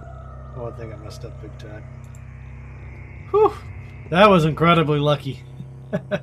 I could have easily gotten lost. Okay, so we have two quests to turn in here. There's the vermin. So go turn it into this guy, I think.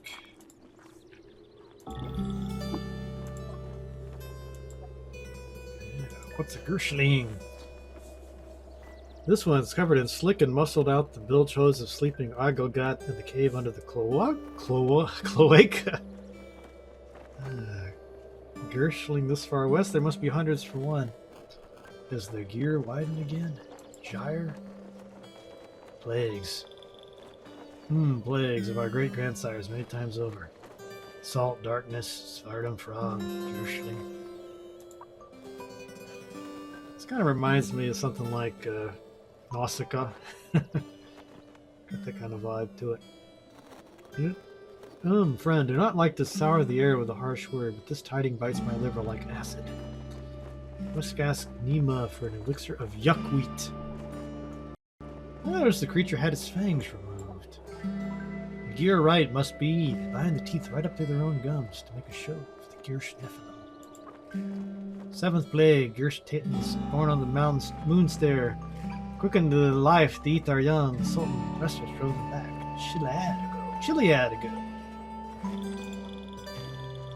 Take these prickly boons as thanks. I will not forget this mat. So I got some cool stuff. Got some more reputation, so we could try to get some more benefits from our water ritual. I have a secret to share with you. Oh, so the stuff that we're learning about from like studying paintings and things, you can actually trade those for more reputation. Boom. Or we could get a secret from them. Or we could learn how to cook apple knots. You know, I've even seen an option before where you can get them to join a party with you.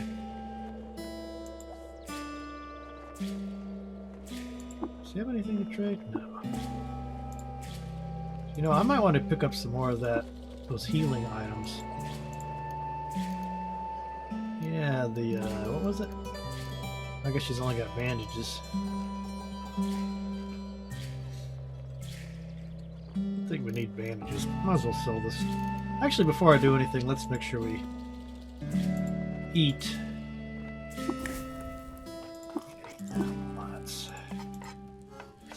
Let's make sure we turn an artifact in.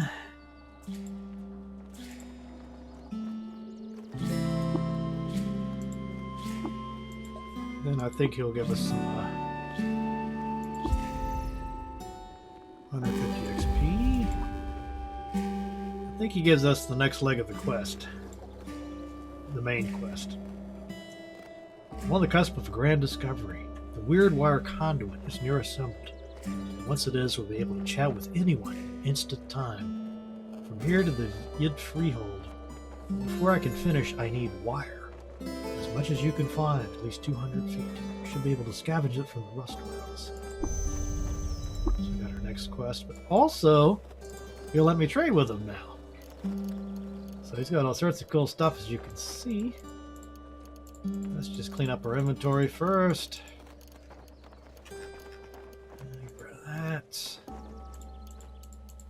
This stuff.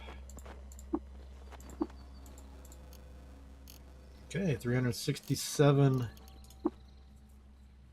I guess you can get him to identify stuff for you too. Let's see, does he have anything I might want? He's got these data discs, which again, these are used for tinkering, which I don't have yet. Huh. I was looking at this basic toolkit. Increases the chance of recovering additional bits when you disassemble an artifact.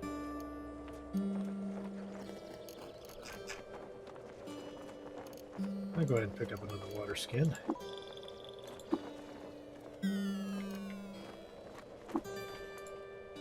And then we could put the rest of our stuff in that chest.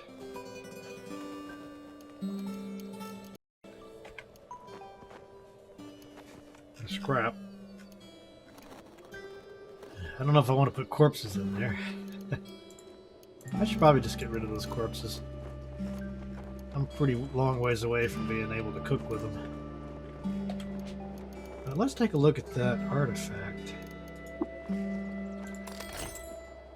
Fix-It Spray Foam. Fulminating caulk. I wonder if I could use that to fix myself, or is it just for items that are broken?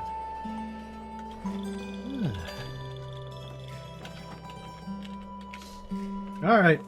I can keep playing, but I'll take a break here. I'll come back and I'll show you my other game.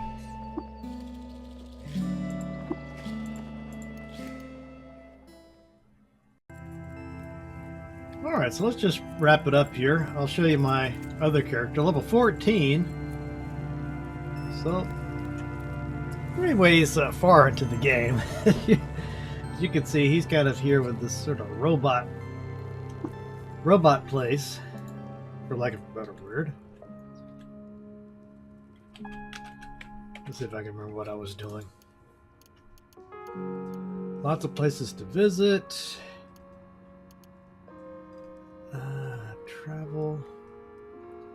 Oh, they gave me a quest, I believe. Travel to Golgotha. Where the crucifixion took place, I believe. Just remember Machines of Loving Grace song. It was like Golgotha Tenement Blues, I believe, and I was like, what is Golgotha? I don't think I had Wikipedia back then either, so I had to actually do research. Dysfunctional way droid. Find a dysfunctional way droid. Okay. But yeah, as I was saying, the cool thing about this game, you could just play it like a standard roguelike. Not even worry about the story and the quests. You could just have it create a character for you way off in a different part of the map. What is that? Oh, goat meat. Yeah, my problem with this guy, I got so much money, or water, I'm having a tough time carrying it. And I didn't realize when I was making this game that I could just store stuff there in Joppa. Come back for it later. Oops, I need to go up, not down. So he's basically been having inventory troubles all this time. Let's see if we can get to a combat here. So I've only made it to here. I'm level 14. And I checked out some of the other villages around just to see if I could find some more. Yeah, they're just called Gotham. Some more trading opportunities. But let me see if I can get back to Joppa. And, okay. Yeah, I haven't got lost. I've been really lucky. I think the warden in this town hates me. So I gotta be careful now. Oh, see? He's mad at me for whatever reason. Somehow I pissed him off. Now he's hostile to me. I don't know what else I can do other than just trying to avoid him. But he's going to follow me. Damn. I don't really want to kill him because I got a feeling like that would just make things worse. So I just need to be careful how I move around town. Well, anyway, this guy's got a lot of recipes because I put cooking on him. So I could either make something from a recipe, or I could just play around with some of my ingredients and see if I could discover a recipe. Which is kind of cool. Just pick some stuff at random there. And see, I learned a recipe. You learn to cook Norshishir's water soup with fire-roasted stew, wafers, and bread. So I think that's really cool. You can use flaming... Oh, so this meal actually gives me another ability. Flaming Ray. Yeah. How cool is this? I don't know any other game where the food can give you abilities. Where's that new ability? Do I have to move it onto my bar? Or maybe I have to move it. Sometimes you have to move a space.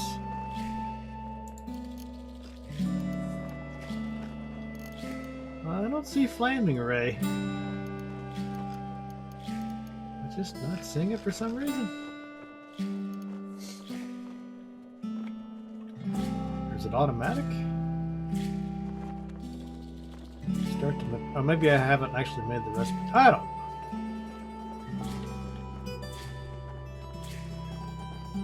Flaming, you can use Flaming Ray at level 2.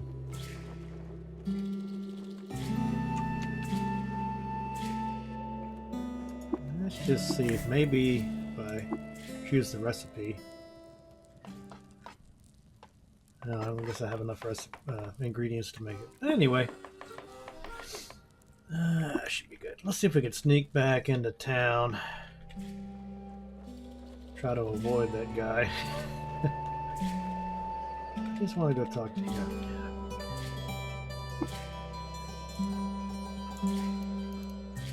I guess I need to make my home base some other place where the warden isn't trying to kill me.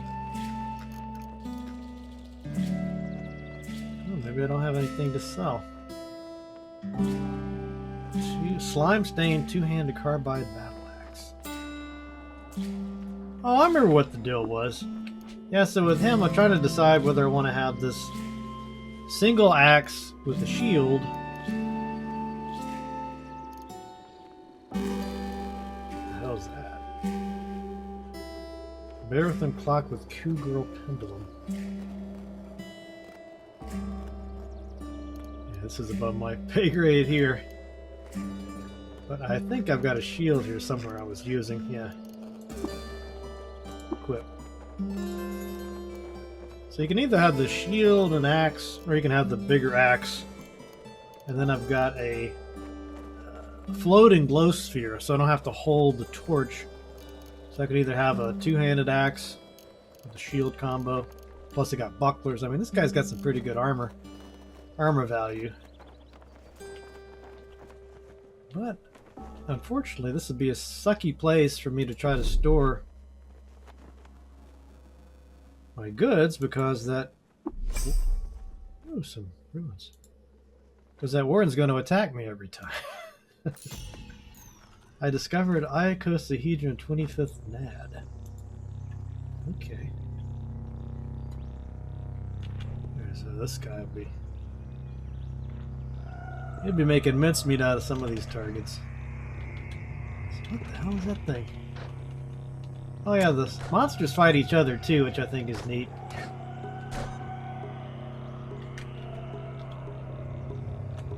Pass by a table. I think you can see if there's something on the table. Yeah, I could store stuff there, I guess. What's this? Equipex. Blocked by some rubble. Let's see. Can I use my pickaxe? I wonder. Got a pickaxe.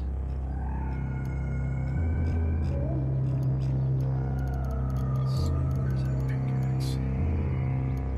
Here it is. Tool. Equip. Alright, so use it instead of a shield. Ah, see, now I can...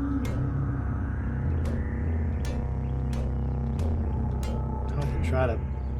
How am I damaging my axe with this?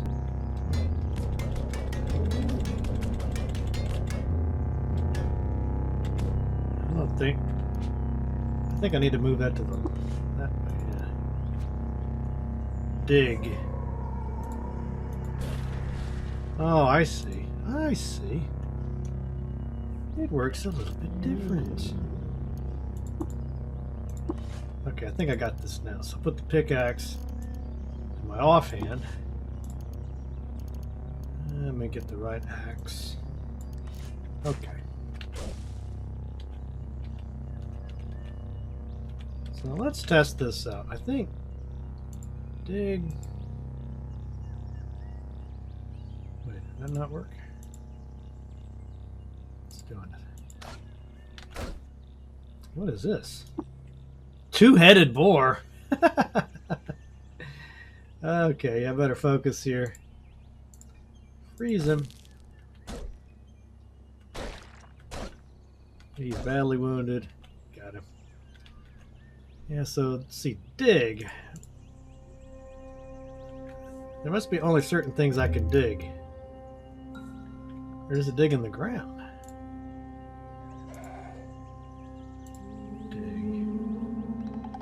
Or maybe it won't let me do it while there's an enemy in the vicinity. Let me clean up these bad guys here. Let's see. This guy's got all sorts of fun stuff. Hook and drag. Hooked him with my axe. So hook and drag. Whenever you move, you pull your opponent with you, and you make a free attack with your axe. I can just run around, drag him. That's pretty brutal, isn't it? Okay, let's try this dig. Is there still an enemy? Something is popping me. That thing? Okay, let's try dig. Can you dig it? Yes, I can dig it. Check it out. So now I can go right through anything. There might be all sorts of hidden stuff.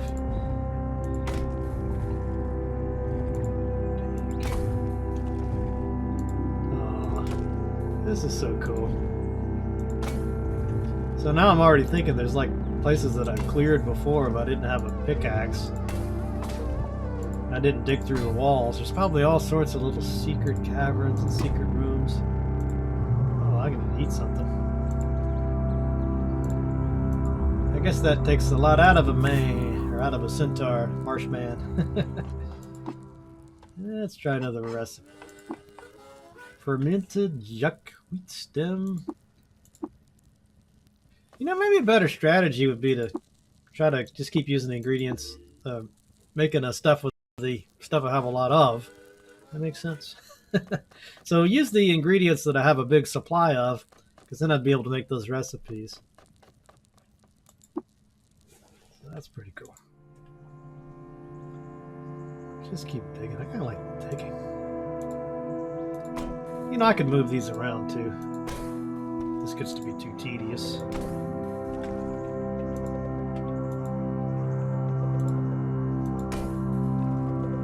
It says 7.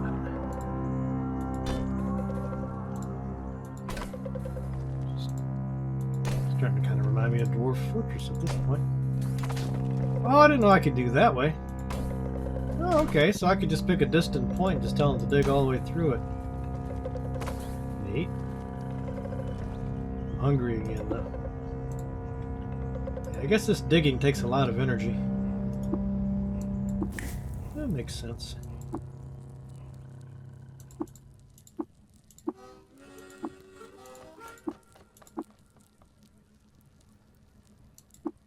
There's so many effects. Yeah, there's probably a better way to do this than just brute force. But anyway, that's how you dig, apparently. I'm gonna quit digging. My shield back on. Alright. Let's finish exploring this area. I was hoping to find a big group of enemies so you can see the this electrical effect he's got.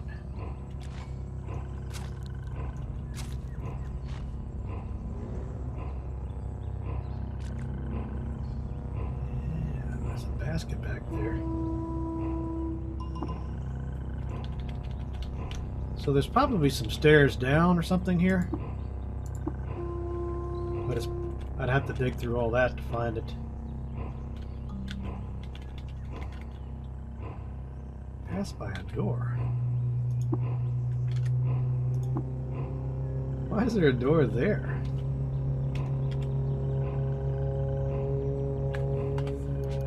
You know, let's just dig a little bit more.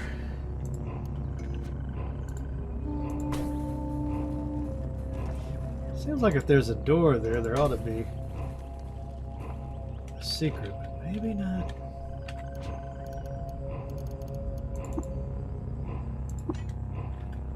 I'm intrigued. Another cool thing is if you want to go back to your camp, if I try to make a camp, it'll...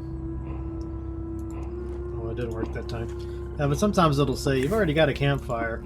You want me just to take you there quick?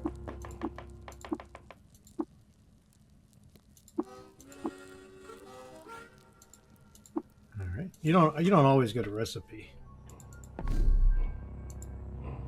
So I'm going to go to this little town. Well, I don't think I've got a lot of stuff to sell. But this is a different tinker, different merchant. And of course, every time you go to a settlement, it'll save it for you.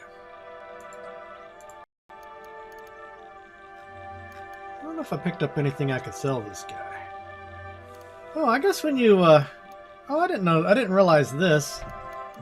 You know how I kept picking up those little pieces of creatures that I killed? So I guess if I take them to a campfire and cook them into jerky, then I can sell them for a little bit. You know, so not a whole lot of money, but better than nothing. I don't know why this one's white and this one's green. Oh, it's crab and croc. Gotcha. But I need a place to sell all my, or just to store all my stuff.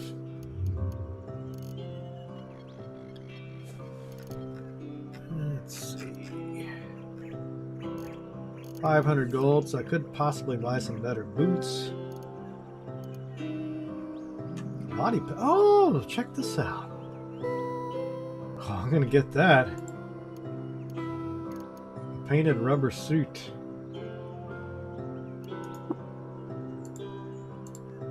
You can just look at it even in the inventory here. That's pretty neat. I thought I had to buy it, but nope. Oh, he's got some cool stuff. Compound bow. Iron bucklers. You know, I guess if you were really sophisticated, you know, like it probably makes more sense to carry around a gold nugget. It's only 1 pound. Than all this water. Well, I guess you could do it that way. It is kind of the use of a barter system, right? I don't know what the hell these clocks are for. They weigh a lot. What the? Q-Girl Pendulum? I'm almost afraid to sell it because I have no freaking clue what this does. Part of a... I feel like I shouldn't sell some of that.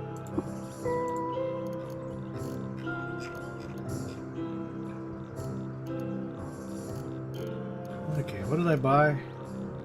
A backpack. Do I have to wear the backpack? That's you only ask a question like that when you're playing a game like this.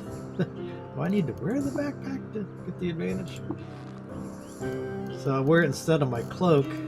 So I lose a point of dodge, but I carry 20% more stuff. Probably worth it.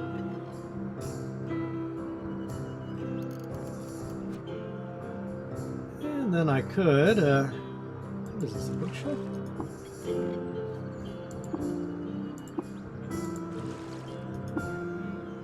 I like that idea of buying the gold nugget.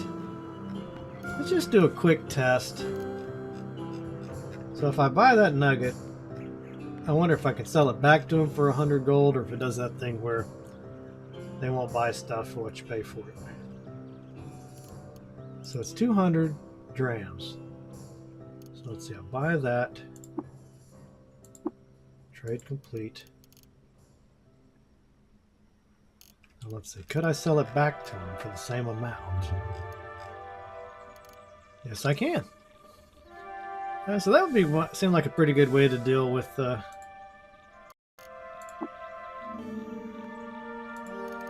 weight.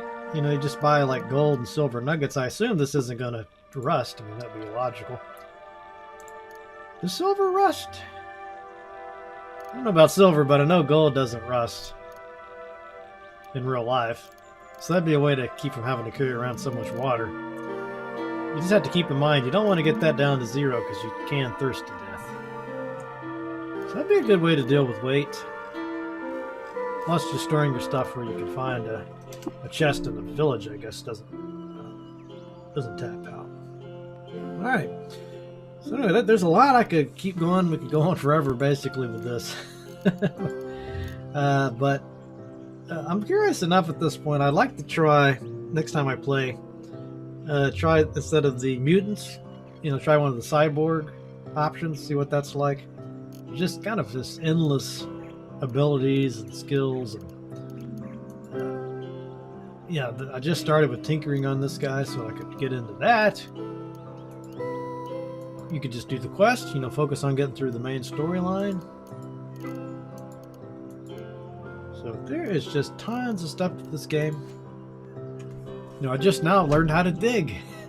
So I can go back to all those other levels and dig around, see if I can find secret treasures and stuff. I'm just going to show you some of my favorite ideas that they have here for skills. So the wayfaring. So some of these skills you can get increase the odds of having an interesting encounter, depending on what type of terrain it is. So I thought that was pretty neat. It makes a certain amount of sense, right? If you know a whole lot about a flower field or lots about marshes, you kind of know more about. Well, for one, you're less likely to get lost in one, which is useful. But you got all these other perks. You travel through them faster. You got a better chance of having, I guess, meeting an interesting person or maybe a boss, some secret treasure. So that's pretty cool. And pretty much all of these skills are like that. You can really tell that nothing is just boring. There's always a interesting thing about it. You change up your gameplay, your strategies a little bit, depending on what you pick. It really feels different depending on what type of weapon you want, like the ranged versus the melee stuff. Whether you want to be two-hand, do the multi-weapon fighting or single weapons. Now, even the persuasion is usually kind of boring in these games, but actually there's two different ones. There's the persuasion, and then there's one for what do they call it?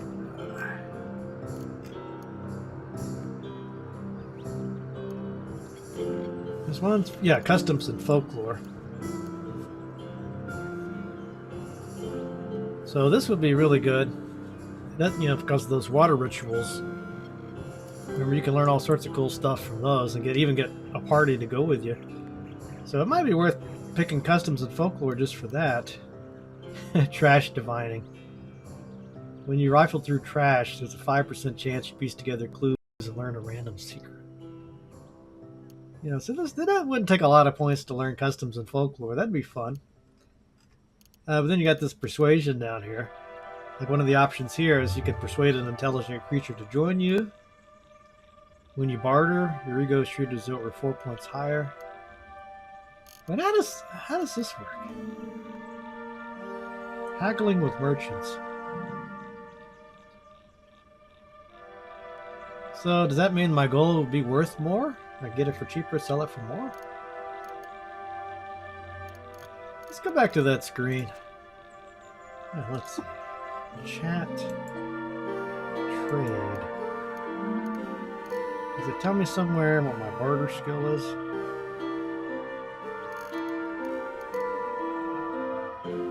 $16.80. I don't see anything on this unless I'm missing it. Class space vendor actions. Okay.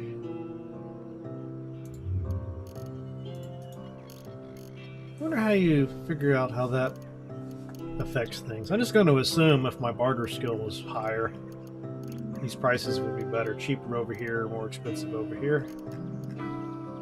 Is that how that works? I don't know. But anyway, let's just take another look there at those skills. Intimidate. Try to terrify creatures. When success, frightened creature flees. Berate. Kind of like a curse. Self-discipline. Oh, look, there's a whole set for shields. I'd probably want to go with these shield skills. As long as you wield a shield, there's a 50% chance you block one melee attack per round. When you block an attack, that'd be very good. Multiple shields. Oh, I guess there's creatures that have multiple arms, like 4 arms. Oh, how cool is that? I mean, anyway, we could go on, but I think you've seen enough here. It's a really well done game. I like the idea of a roguelike that has a kind of the best of both worlds. If you want to just stick to procedurally generated stuff, you can do that. If you want to, if you find that kind of empty and you want more handcrafted content, more person-written quests and storylines, you got that. I just don't know how you go wrong with this game. It's a lot of fun. It's just really deep, really complex. You can just get totally lost in all the options and character customizations. There's fun secrets and things in this that even the little dialogues and conversations you have with people are interesting. It's like they put a lot of thought into every aspect of the game, and it really shows up really well. So I think you should definitely grab this one. I'll tell you, before we go, let's even get into one battle just so you can see the my electrical effect, because it is pretty cool. Let's see if we can find anything. Let's just go to the world map here. I want to see a good little battle here. I'll see. I'm lost now. So the way to get unlost, you have to keep exploring. Remember that Wayfinder skill would have helped here. Oh, I'm hungry. I don't remember getting hungry this often.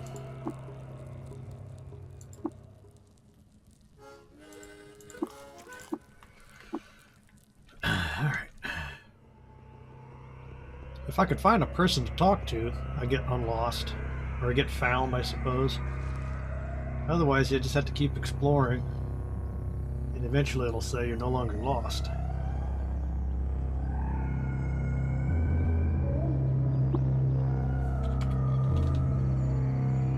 Or if you go, I think if you go to a tile that you've already fully explored. Ooh, look at that! There's a stairway in the middle of this, what the... It's like a subterranean river. Okay, let me show you the discharge. Okay, so I can hit this. And that'll zap everything around the bad guy I'm attacking. And what it does, it steadily recharges. So it's 5280, 5090. And I put a lot of points into it so that it'll automatically it'll regenerate faster and have a lot bigger maximum charge. That thing is amazing when you run into a big pack of stuff. What's this? Stuck in a web. Who's that little guy? Okay, so I'm no longer lost. Wet Cannabis Zealot. He doesn't have anything to trade, but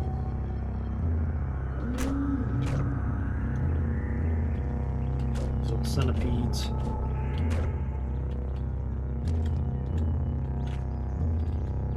Let's see, can I get a... Yeah, here's a couple of them. Let me see if I can get these guys. Yeah, here we go. This should work. So now, I think that guy managed to evade it. But I've taken out big clumps of enemies with that. I mean, you're dying, and then you use that. Boom. Back in the black. Okay. It's so addictive, I don't even want to quit playing. Oh, God. Okay, I'm going to stop. Get this game. You're going to love it. Caves of Qud. I want to see if I can get the developers on to have a chat with them. Love to hear how they put all this together. But I'm going to leave it here. Hope you guys enjoyed it. And let me know what you think of the game if you try it.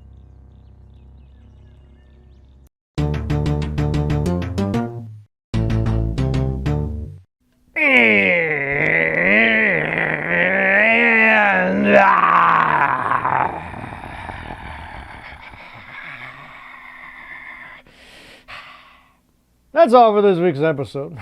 I hope you guys enjoyed. Man, sometimes you just got to admire your horn. I mean, what a nice horn. You guys should send me some ales. I don't have any ales here for the ale segment today, but you know, some of you guys, if you got something you want me to put in that horn, you can always send it to me, and I'll be happy to sample it. Anyway, first and foremost, if you like this video, thank you very much for watching it. But more importantly, thank you to everyone who helped me make this video. The members of the Matt Chat community, those ratrons that get her done. Couldn't do it without those guys, and I want you to be one of those guys. So look in that link in the show notes to the Patreon site. You can become a ratron. $1, $3, $5, $10, $20. Maybe you could pay in drams of water.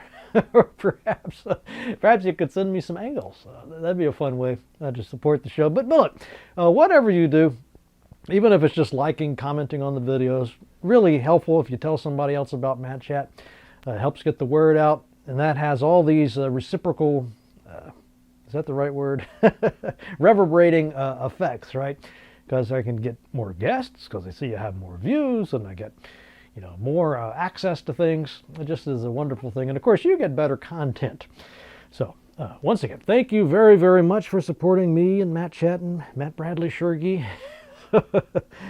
Please go to that link in the show notes if you haven't already. Check out Patreon. You get the access to the Discord. You get all sorts of cool stuff.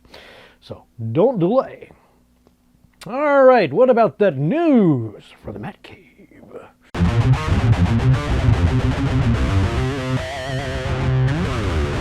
Oh, what do we have here? You'll have to forgive me. I watched a movie last night called Key Largo with Humphrey Bogart, and I believe his name was Edward G. Robinson. But, I saw a lot of Bugs Bunny cartoons growing up, and they would always do this thing. They'd always have like a gangster cartoon, a gangster character in the cartoon sometimes, and he would be saying, "She," and I have like a cigar, "She." And I had no clue who that was they were making fun of until I saw this Key Largo movie. I don't think I've ever seen this Edward G. Robinson in a movie before, but that was just, I realize it's supposed to be a great movie. It's a classic thing, it's highly regarded and all that, but I was so tickled to hear that "she," like the original, sort of the OG of the "she," if you know what I mean. Anyway, what the hell am I babbling about here? Tired Gaming Dad writes in about a game called Animal Uprising Protocol. So you remember the Muppets show, the character Animal. Has nothing to do with this. No, this is an indie developer named Wild Plains Studio, and they have made a strategy game where you lead intelligent animals in a fight for freedom. Combine tactical planning and unique animal abilities to outwit human opponents and guide your uprising to victory in this thrilling, story-rich experience. So it definitely looks interesting. I love the rat in the title screen there. So if you haven't played this yet, if you have played this or know more about it, actually, is it even out yet? I didn't even write down the release date. I don't even know if this thing is currently out or if it's just in the planning. But anyway, there is a trailer you can watch. So check that out. Let me know what you think. I should do some more research on these. Okay. I was so excited about my animal joke, I didn't even write down the details. Okay. Indie Retro News has an article up about a game called Battle for Cronos. Yes, Cronos is a turn-based war game for the Commodore 64. Hell yeah. That throws players into epic battles on a distant moon where factions clash over a mysterious discovery.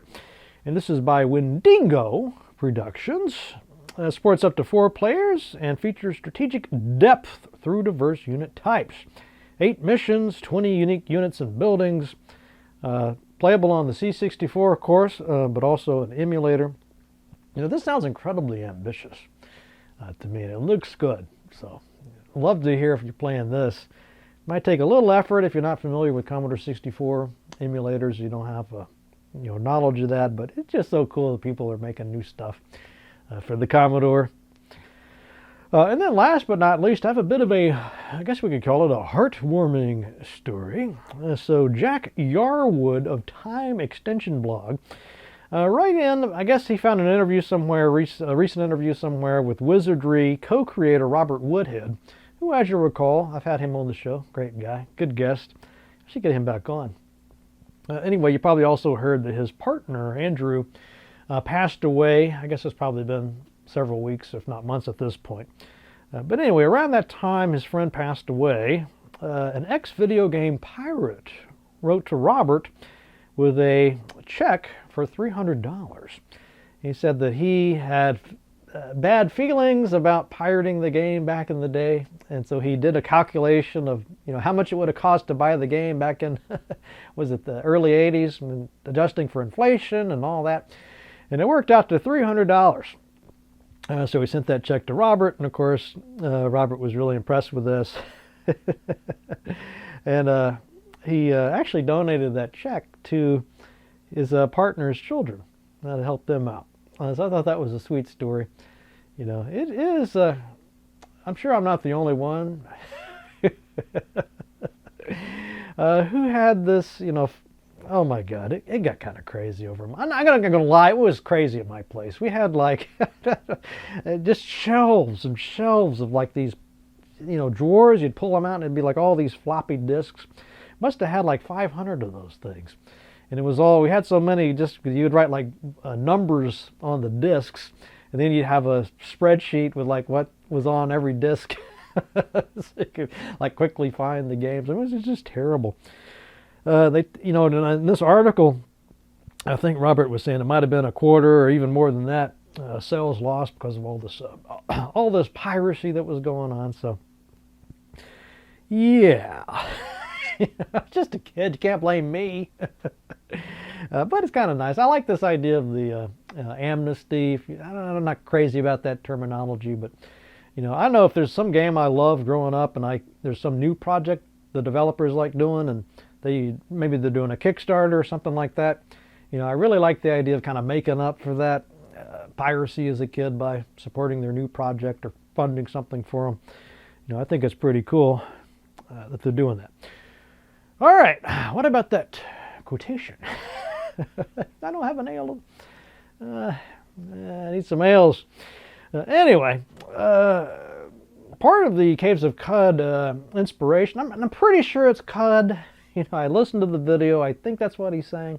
I'm sure, hope I got that right. But I was looking for some of the literary inspirations for that book, or for the game rather. And I don't know if this is direct or maybe just it's similar, but the Jack Vance's Dying Earth book kept coming up. You know, I don't know if you've read that, but it's kind of a similar, can we use a fancy word like pastiche? I always wanted to use the word pastiche, so I don't know if it counts, but a pastiche of sort of fantasy and science fiction and like apocalypse and old world. You know, I love that idea. I think it's really compelling. Like if there was some big catastrophe that happened, and maybe hundreds of years later, humanity manages to survive, but they've basically been reduced to medieval times, let's say, medieval technology. But there's all this old world, quote unquote, but it's basically our modern technology that they find here and there, like maybe an old computer, and they probably don't have any clue what it does. You know, maybe it's like a relic. I just think that's kind of fascinating. And Jack Vance is kind of in that ballpark back in 1950.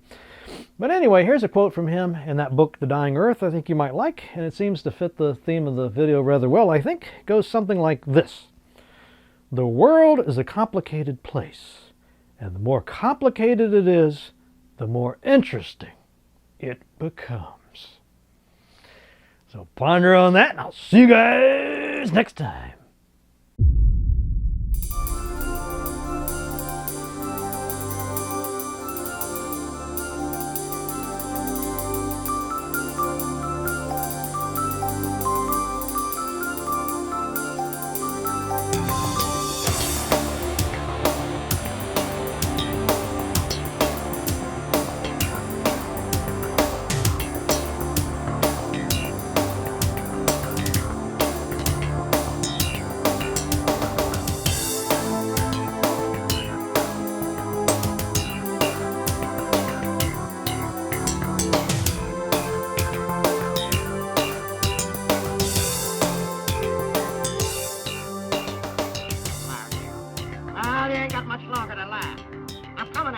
I'm gonna put one in your dirty hide for every lying crack that you made about me in the paper, see?